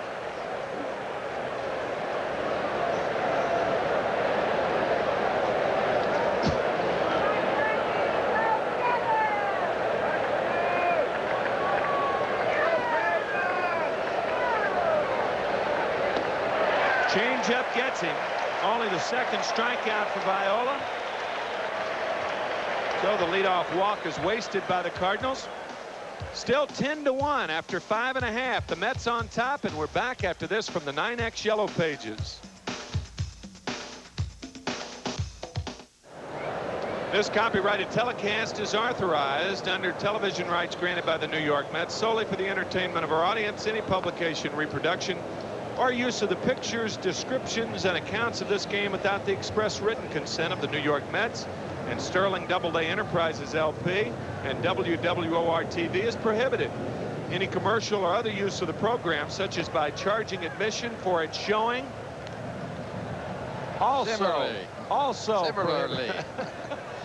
similarly prohibited.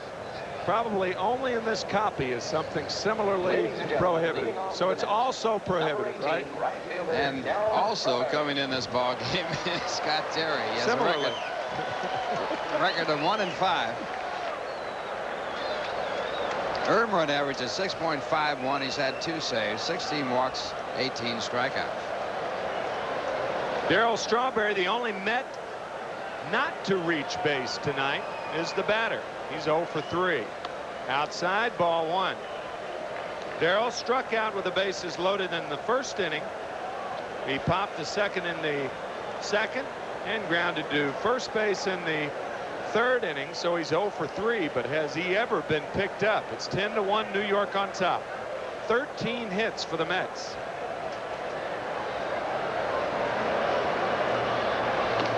Ball 2 inside.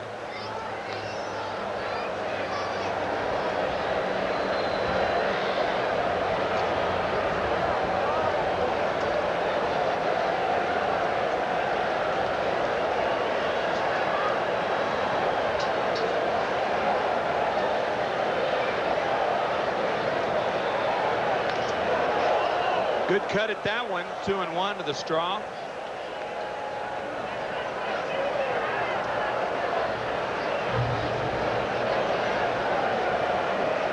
His best year against left-handers, he had 20 home runs against left-handers back in 1987.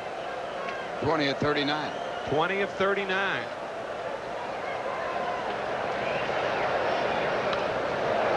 Two and 2 to Darryl. The Mets against left-handed starters 17-17 on the year. Against right-handed starters they're 39-22. Mets will see a lot of left-handers, and how many times have you seen the Cardinals with not a large group of left-handed pitchers? Whitey Herzog used to live with those left-handed pitchers. He loved them. 2-2 gets him. The good slider right there. Biting in off the plate. So Strawberry down on strikes. And that'll bring up Kevin McReynolds. So Darrell 0 for 4 in this game, as this pitch is almost a perfect pitch. That slider low and inside. He's got the good swing for a low pitch, the uppercut swing. He just didn't make the contact. Point well taken. You don't need to be as quick on a ball down as you do on a ball up, as Kevin McReynolds takes strike one. Kevin 1 for 2 with an RBI on a sacrifice fly in the first inning. If you watch guys hit most low pitches, you will see that they don't have the extension that it takes and that is required to hit a ball that is up in the strike zone. You really have to hit a ball up, and to keep it fair, you really have to have great extension. Not so on the low pitch. That's why Strawberry can get away with the curl of the bat. It takes him longer to get in the hitting position. That's also why he has such power the other way. He didn't hit the ball out front a lot. It adds to your power. Takes something away from you're pulling the ball. Slider is low to McReynolds. The ball and 2 strikes to Kevin. It's almost like a long arc in golf as opposed to a short arc.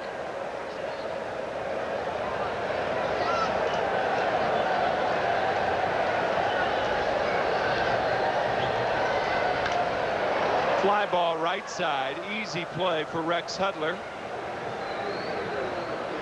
2 outs. And that'll bring up Mackey Sasser. The catcher, Mackey Sasser. Mackey the hacker. Another good night. Kevin here not having a good swing at this pitch. He hits the ball way back. Out in front, right? Now here's Darrell's swing as he gets after this low pitch. Puts that arc on there, the big arc, and doesn't make the contact. That's a pitch he can hit there, though. Oh, yeah. That's Strawberry's pitch, that ball down and in, but you got to credit Terry with the quick biting slider. It looked like McReynolds was fooled on the pitch. The body went forward with the hands, and once that happens, you have only your arms with which to hit. 1-0 to Sasser.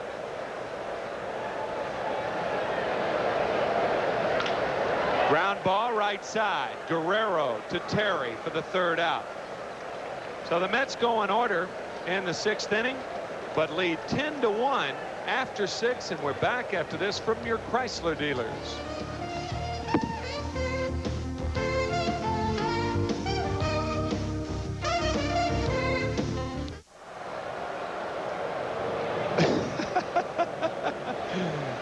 Well, that's a different look. For a different voice, here's Ralph. I like that look. Thank you, Tim. And you do? Yeah, I think that's perfect for a ball game here in the summertime. The fake spectacles as they take a look at the Mets leading by a score of 10-1 through rose-colored glasses. Guerrero 0 for 2. He has popped up to second base and grounded out in his 2 appearances. He's 2 for 10 in the series. The RBI man for the St. Louis Cardinals. He leads the club with 65. He has 11 home runs. And he has 212 runs batted in his 301 career games with the Cardinals. That's a fine production figure right there. This ball fouled away, and it's 2-1 as Frank Viola works on his 14th victory of the year.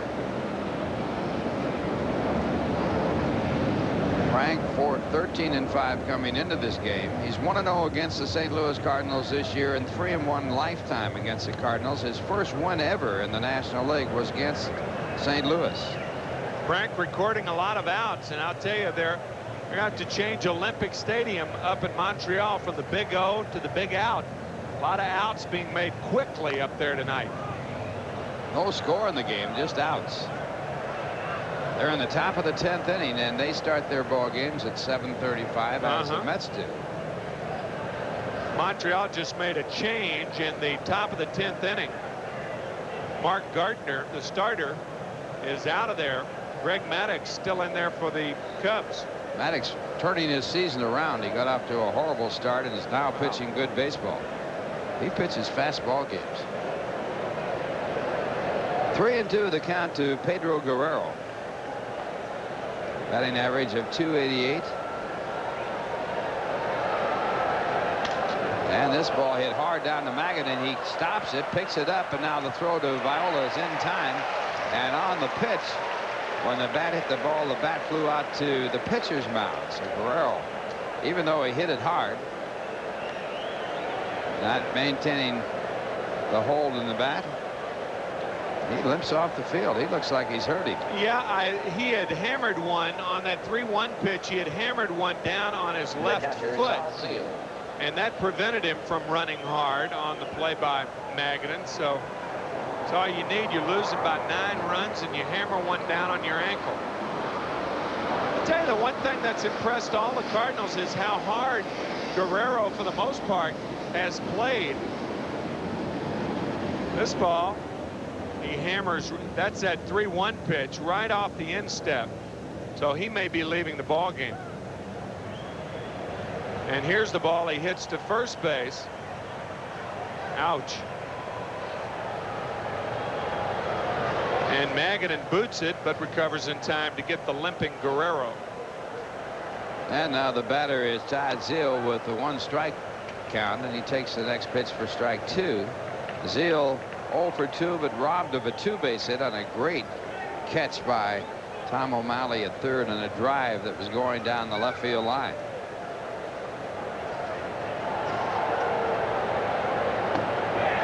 And did he swing? He did, as the home plate umpire, Ed Montague, makes the call. So Viola gets his 3rd strikeout. Second baseman Jose Oquendo. He had 103 coming into this game, leading the National League in earned run average at 2.43. The 1 run the Cardinals have was earned. And now with 2 men out, the batter will be Jose Oquendo, who has been robbed of a hit twice.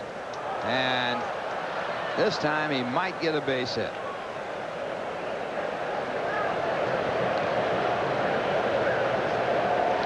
It's an error on Tom O'Malley. Boy, that's a tough error. call. Yeah, that's really a tough error.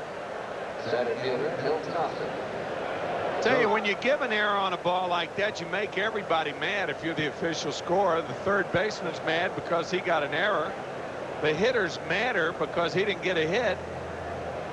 I guess you don't make the pitcher mad, because if the run's scored, it's unearned. Unearned, but I don't think Viola is really worrying too much about that at this point. No, you're Although right. he is leading the league in earned run average, and they all count for the end of the year. And there's a pitch for a called strike. Bill Thompson, the batter. Thompson 1 for 2. He has scored a run. Single to right field in the 3rd and came in to score when he was driven in on a sacrifice fly by Vince Coleman. And a check on the swing. And it is called a swinging strike by the 3rd base umpire, Jerry Davis. So it's a strike 2 count.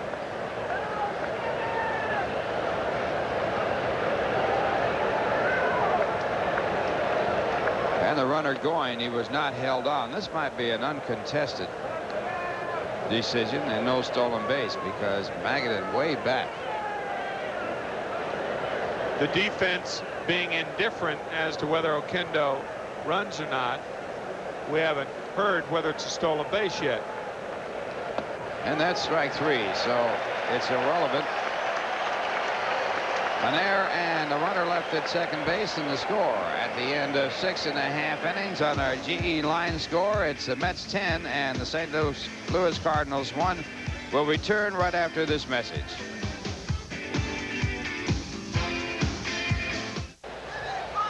Well, we're going now to the bottom of the 7th inning. The Mets leading 10-1. They got 5 runs in the 1st, 1 in the 2nd, and 4 in the 3rd. And the Cardinals picking up their 1 run in the top half of the 3rd inning. For the Mets, Tom O'Malley will lead it off. Tim Jones has taken over at second base for St. Louis.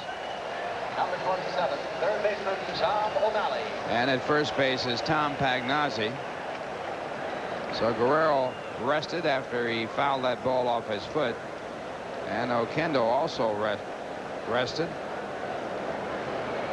O'Malley working on a 3-for-3 night. In the first game of the doubleheader last night, Darrell Boston had his first 4-hit game.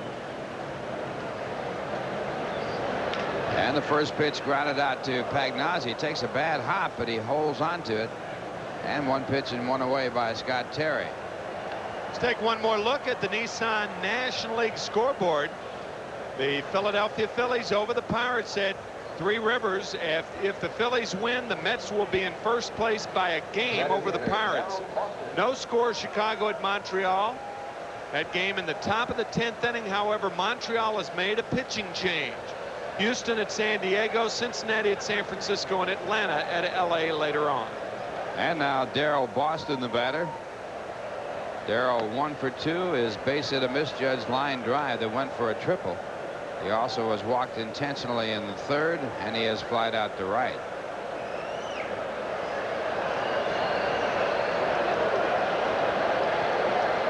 Scott Terry on the mound, 1-5 in the year with 2 saves. And this ball hit softly into center field. It'll drop in for a base hit, and Boston with another.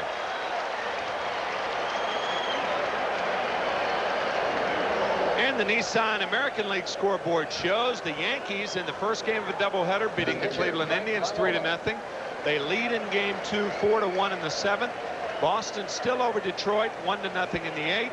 1-0 Toronto over Texas in the 7th inning. 5-2 Chicago over Milwaukee. Minnesota over the Oakland Athletics. It looks like the 5th inning. Baltimore over Kansas City 4-1.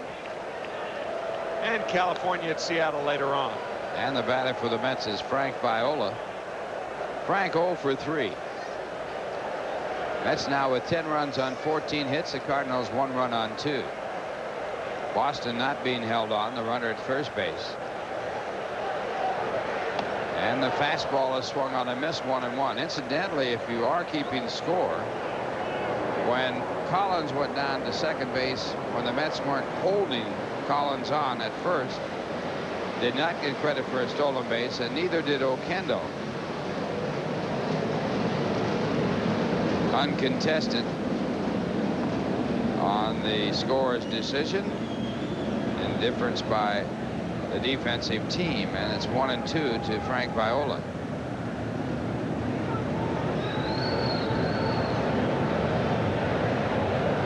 Scott Terry, born in Hobbs, New Mexico. He became the 13th player born in New Mexico to come into the major leagues when he joined the St. Louis Cardinals. I know one. I know another one. Always got to get that in there. Was it? You're not from Hobbs, though, right? No, I'm from a little town called Santa Rita, New Mexico, Huh. near Silver City. You've heard it. Those Sure, two towns. Silver City. Silver City. That's a beautiful state, isn't it, Mexico? Beautiful state. Santa Fe is unbelievable. Never been there, and I hear it's just beautiful. Of course, Albuquerque up at the other end. 2-2. Both my mother and father are born in Farmington, New Mexico, are buried in Farmington, New Mexico. They came from that area at one time. Up by the Four Corners. That's Arizona, California, New Mexico, and Arizona. Utah. I named Arizona twice. We've just dissected Arizona. Make it northern Arizona and southern Arizona. This ball hit hard to the shortstop and booted by Ozzie Smith, but he recovers in time to pick up the force play at second. Ozzie Smith, who has made only 9 errors at shortstop this year. Well, the yellow brick road has been bumpy indeed this year for Ozzie Smith.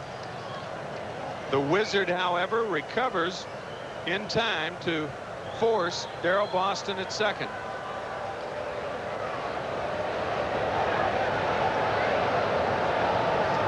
So 2 men away, a runner at first base, and the batter will be Howard Johnson. Howard 2 for 4 tonight.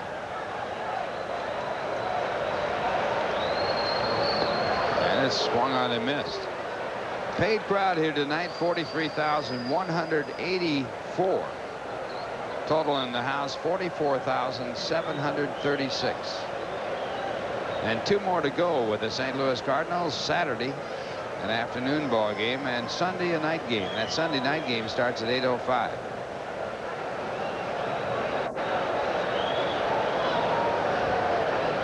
And a swing and a miss for strike 2. I believe that's the first Sunday night game ever played here by the New York Mets. Mets played a Sunday night game earlier this year, but it was in Montreal. I think you're right. That is because of the commitment to ESPN.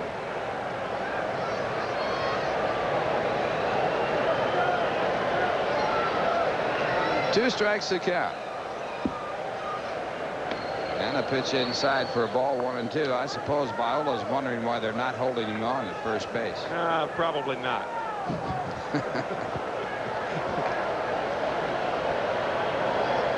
Buddy Harrelson all set to give Viola the steal sign, but he won't look for it. Again, probably not. Frank Viola, the runner at first base, of the off-speed pitch by Scott Terry, taken for ball 2. 2 balls and 2 strikes. Pitcher record on the losing side, Brent Smith. Lasted just 2 innings, gave up 7 runs. And Viola, of course, trying to pick up his 14th here tonight.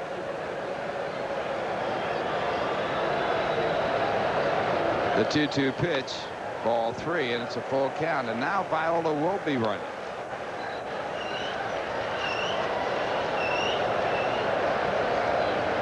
Mike Cubbage checks him out, first base coach.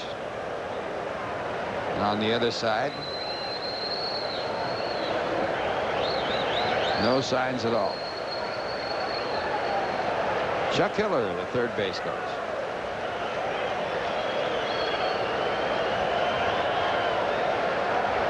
Three and 2.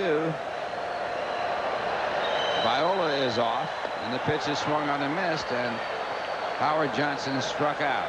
That ends the inning. 1 hit, 1 left, and the score. At the end of 7, the Mets 10 and the Cardinals 1. And here's a word from your tri-state Lincoln Mercury dealers.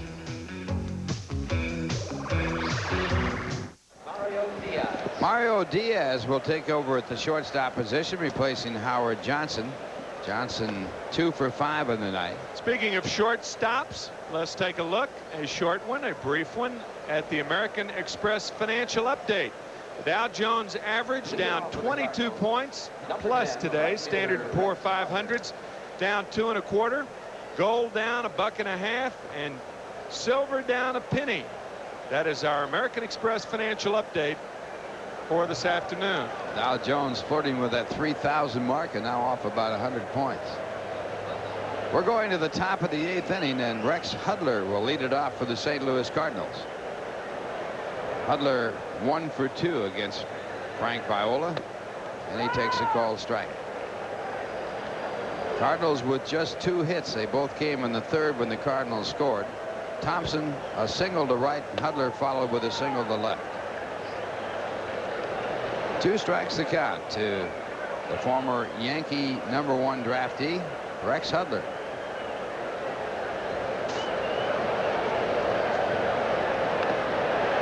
And that pitch fouled. It gets Sasser.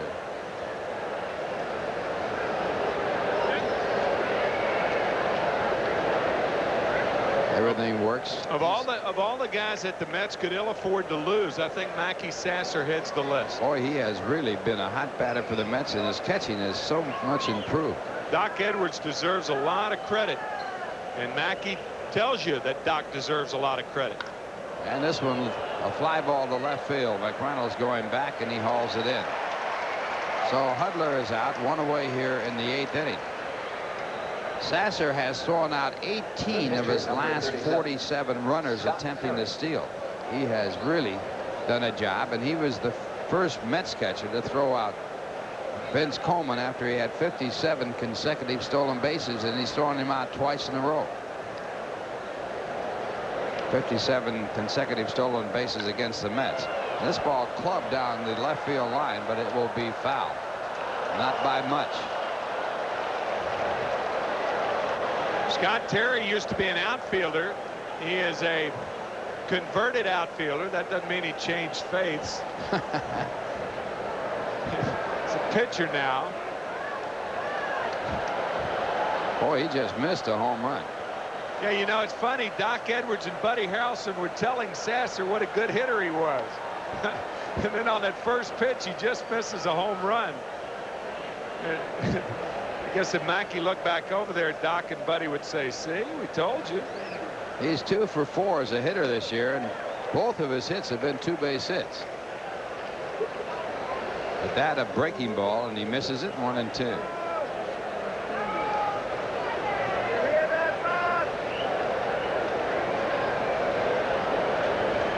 Spent his first 3.5 seasons as an outfielder and hit .231 with 21 home runs. This ball down the line, he's going to have another 2-base hit. On his way to second and going in with a stand-up double. And he is now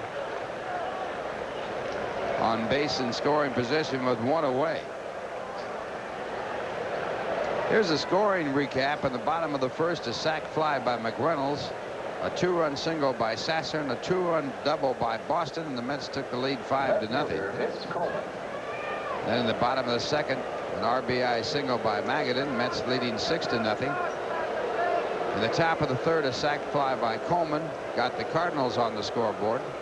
Bottom of the third, though, the Mets came back, a 3-run triple by Magadan, an RBI single by Jeffries, 10-1 Mets. That's the way it stands here in the top of the 8th inning, with 1 away and a runner at second. And this ball hit hard down to O'Malley, and it is caught in the air.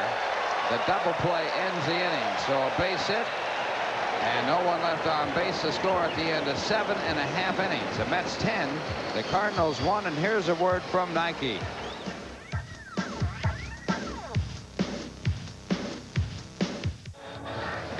Bottom half of the 8th inning, the Mets leading 10-1.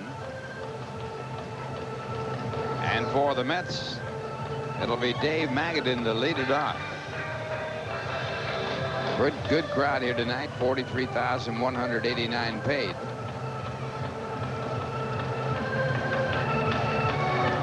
Katie, Jenny, Jess in North Carolina. They want to say hey. See, people in North Carolina say hey. Say it in South Carolina, too. They say it in Birmingham, Alabama. The say hey kid from down there. Willie Mays. Hey. Hey, you all. I still say hey. They also say here. They use that as a exclamation. Here? Hear this? You hear? You hear? You hear?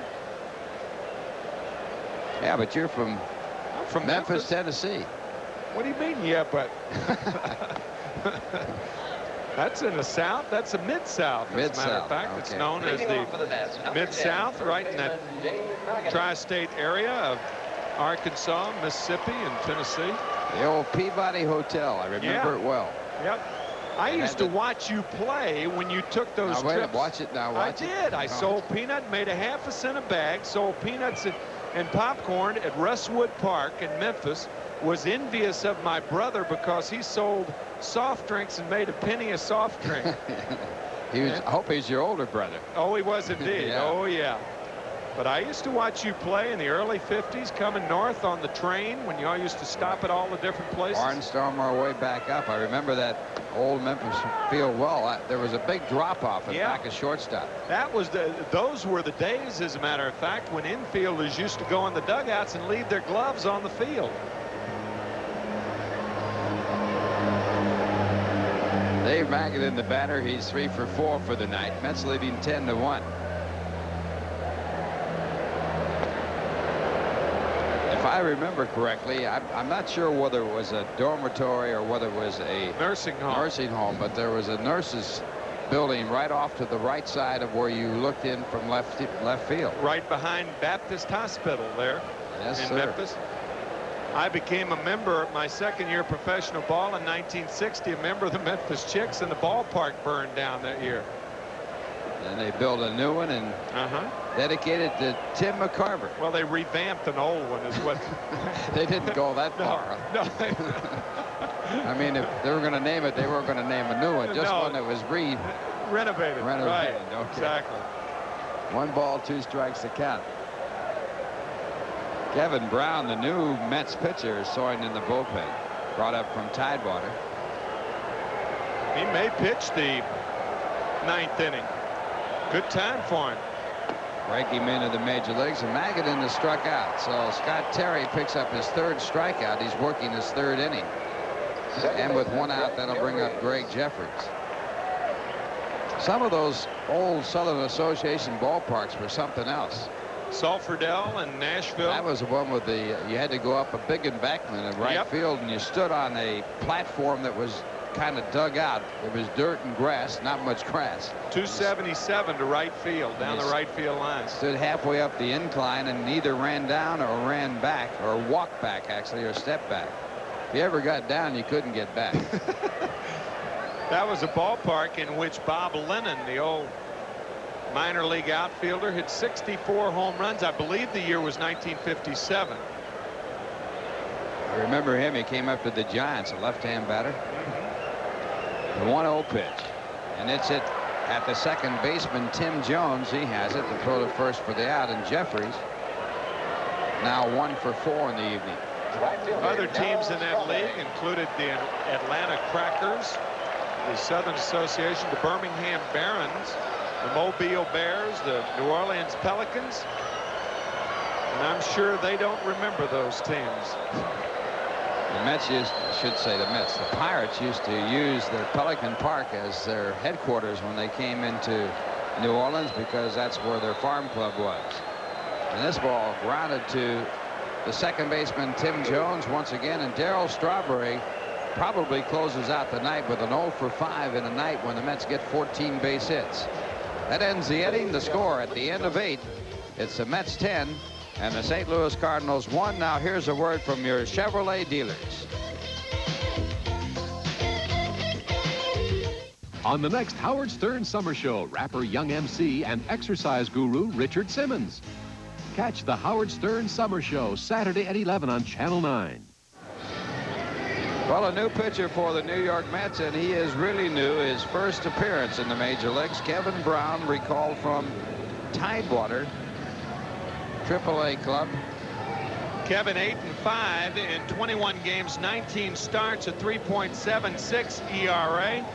And you know, we're talking about the Southern Association, and here's a young man, his first major league appearance, and you just got to empathize with this young man, who is only 24 years old, from Oroville, O-R-O-V-I-L-L-E, California. He resides in Broderick, California.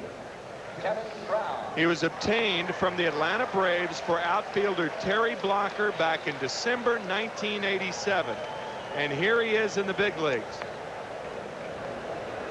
So he'll take over the pitching for Frank Viola. And you know, after every game this season, points will be awarded to Mets pitchers for the AT&T Long Distance Award. Here's how it works. For every inning pitch, you get a point. We'll also add in the fractions, and if a pitcher is credited with a complete game, he gets a bonus point. At the end of the season, the man on top will win the AT&T Long Distance Award, and $10,000 going to his favorite charity. And Frank Viola tacking on 8 points here in tonight's game. And also a reminder that the news right here on WWOR-TV, about 5 minutes following the game with Rollins Smith, will be forthcoming right after Kevin Brown gets his first appearance in the major leagues. It's nice. At his first pitch, a fastball for ball 1. He's working to Ozzie Smith. This has got to be a thrill he'll remember for the rest of his life, and that pitch a ball, so it's ball 2. I asked Frank Cashin what Kevin Brown threw, and he said he reminded him a lot of Mike Cuellar. Wow. He has a circle change. And that pitch is strike, so there's his first major league strike, 2-1.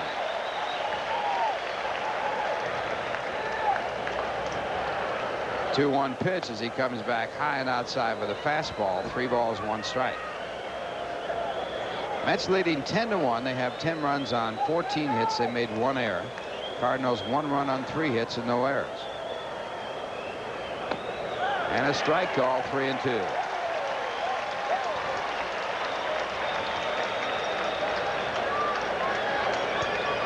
Doc Gooden scheduled to pitch on Sunday against the Cardinals, and that pitch grounded foul, so the count stays at 3-2. Kevin Dwayne Brown from Oroville, California. It looks like a freestyle of throwing, a very loose motion. And again, the 3-2 pitch, and he walks his first major league batter. Ozzie Smith on at first with no one out here in the top of the 10th inning. And the batter coming up is Craig Wilson.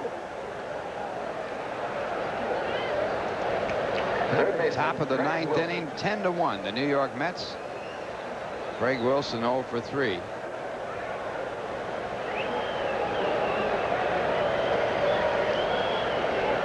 And now a press announcement being made, and it's a pretty big trade in one respect. Tim, you got it? We can surround it. So we'll keep them waiting. This ball drilled foul. Strike 2. Mike Marshall, actually the Mets tonight announced effective tomorrow that they will remove infielder Mike Marshall from the 15-day disabled list. And since you cannot trade a player on the DL, they have to wait until he comes off the list tomorrow. And he will be going to the Boston Red Sox for 3 minor league players. The Mets once again have traded Mike Marshall effective tomorrow when he comes off the disabled list. That's the quickest he can come off the DL. They've traded him for 3 minor league players.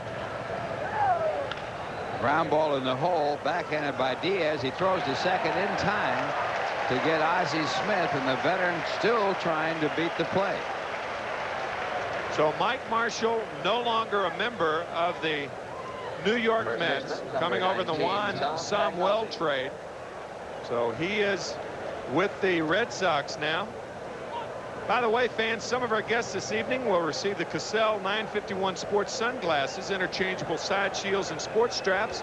The Cassell 951 is worn by sports celebrities worldwide. Cassell available at fine optical sunglass shops everywhere. And Tom Pagnozzi will be the batter. Tom replaced Pedro Guerrero at first base for the St. Louis Cardinals. So he's batting for the first time. And once again, the Mets are not holding the runner at first base. Craig Wilson there.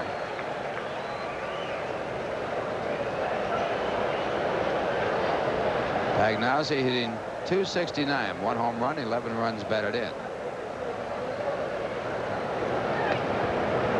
Pagnozzi had 3 RBIs last year, and every one of them won a ball game. That's all he had, 3. But he made them work. The 2-1 pitch. Strike call, 2-2.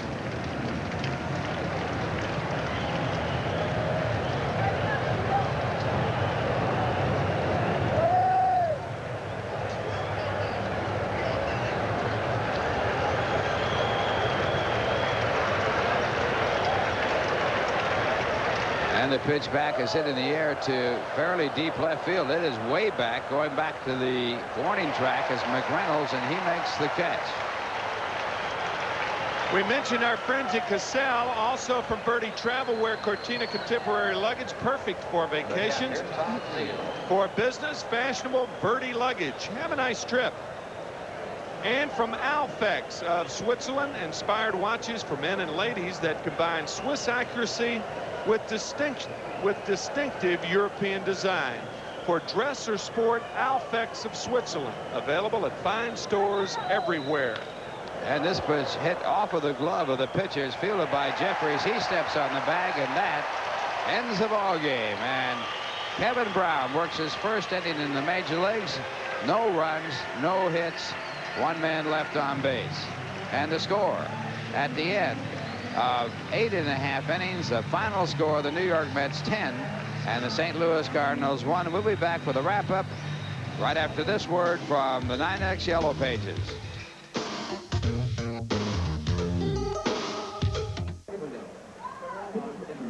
Well, the Mets win it by a score of 10-1. They jumped out to a 5-0 lead, and the Mets now have won 2 of the 3 games of this 5-game series against the St. Louis Cardinals.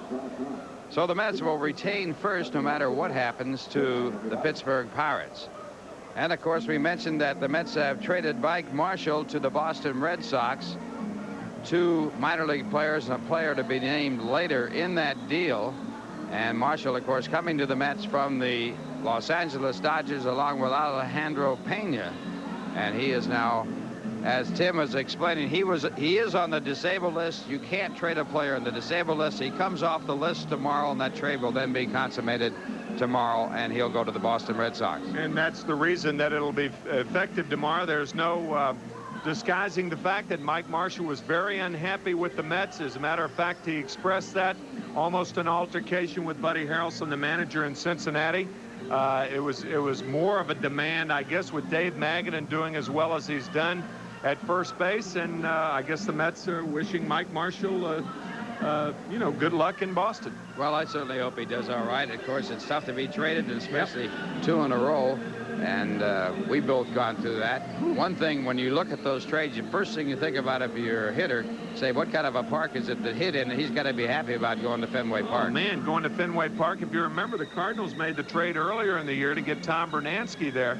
Some trades work out, some don't, but one trade that has worked out for the Mets, Frank Viola, and he's our Budweiser player of the game this evening. And Frank Viola going 8 innings, and he pitched a whale of a ball game, and he is now a 14-game winner, and we'll be back right after this word from Budweiser.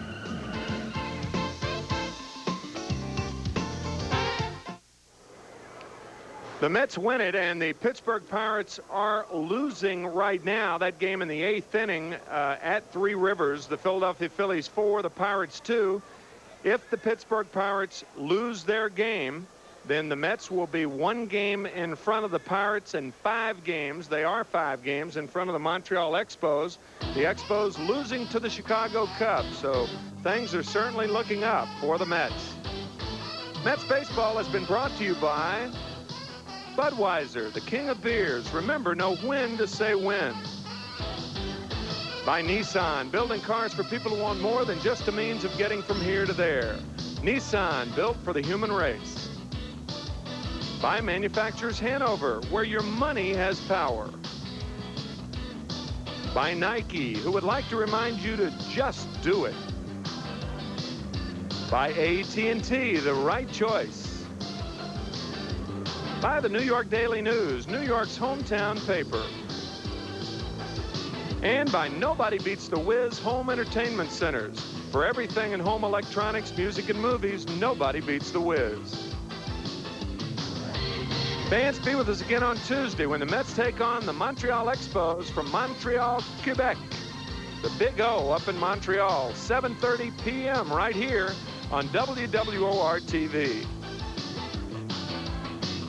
Don't forget, after our game tonight, or after this, the following announcements, Jennifer Valapi will be replacing Roland Smith, filling in for Roland.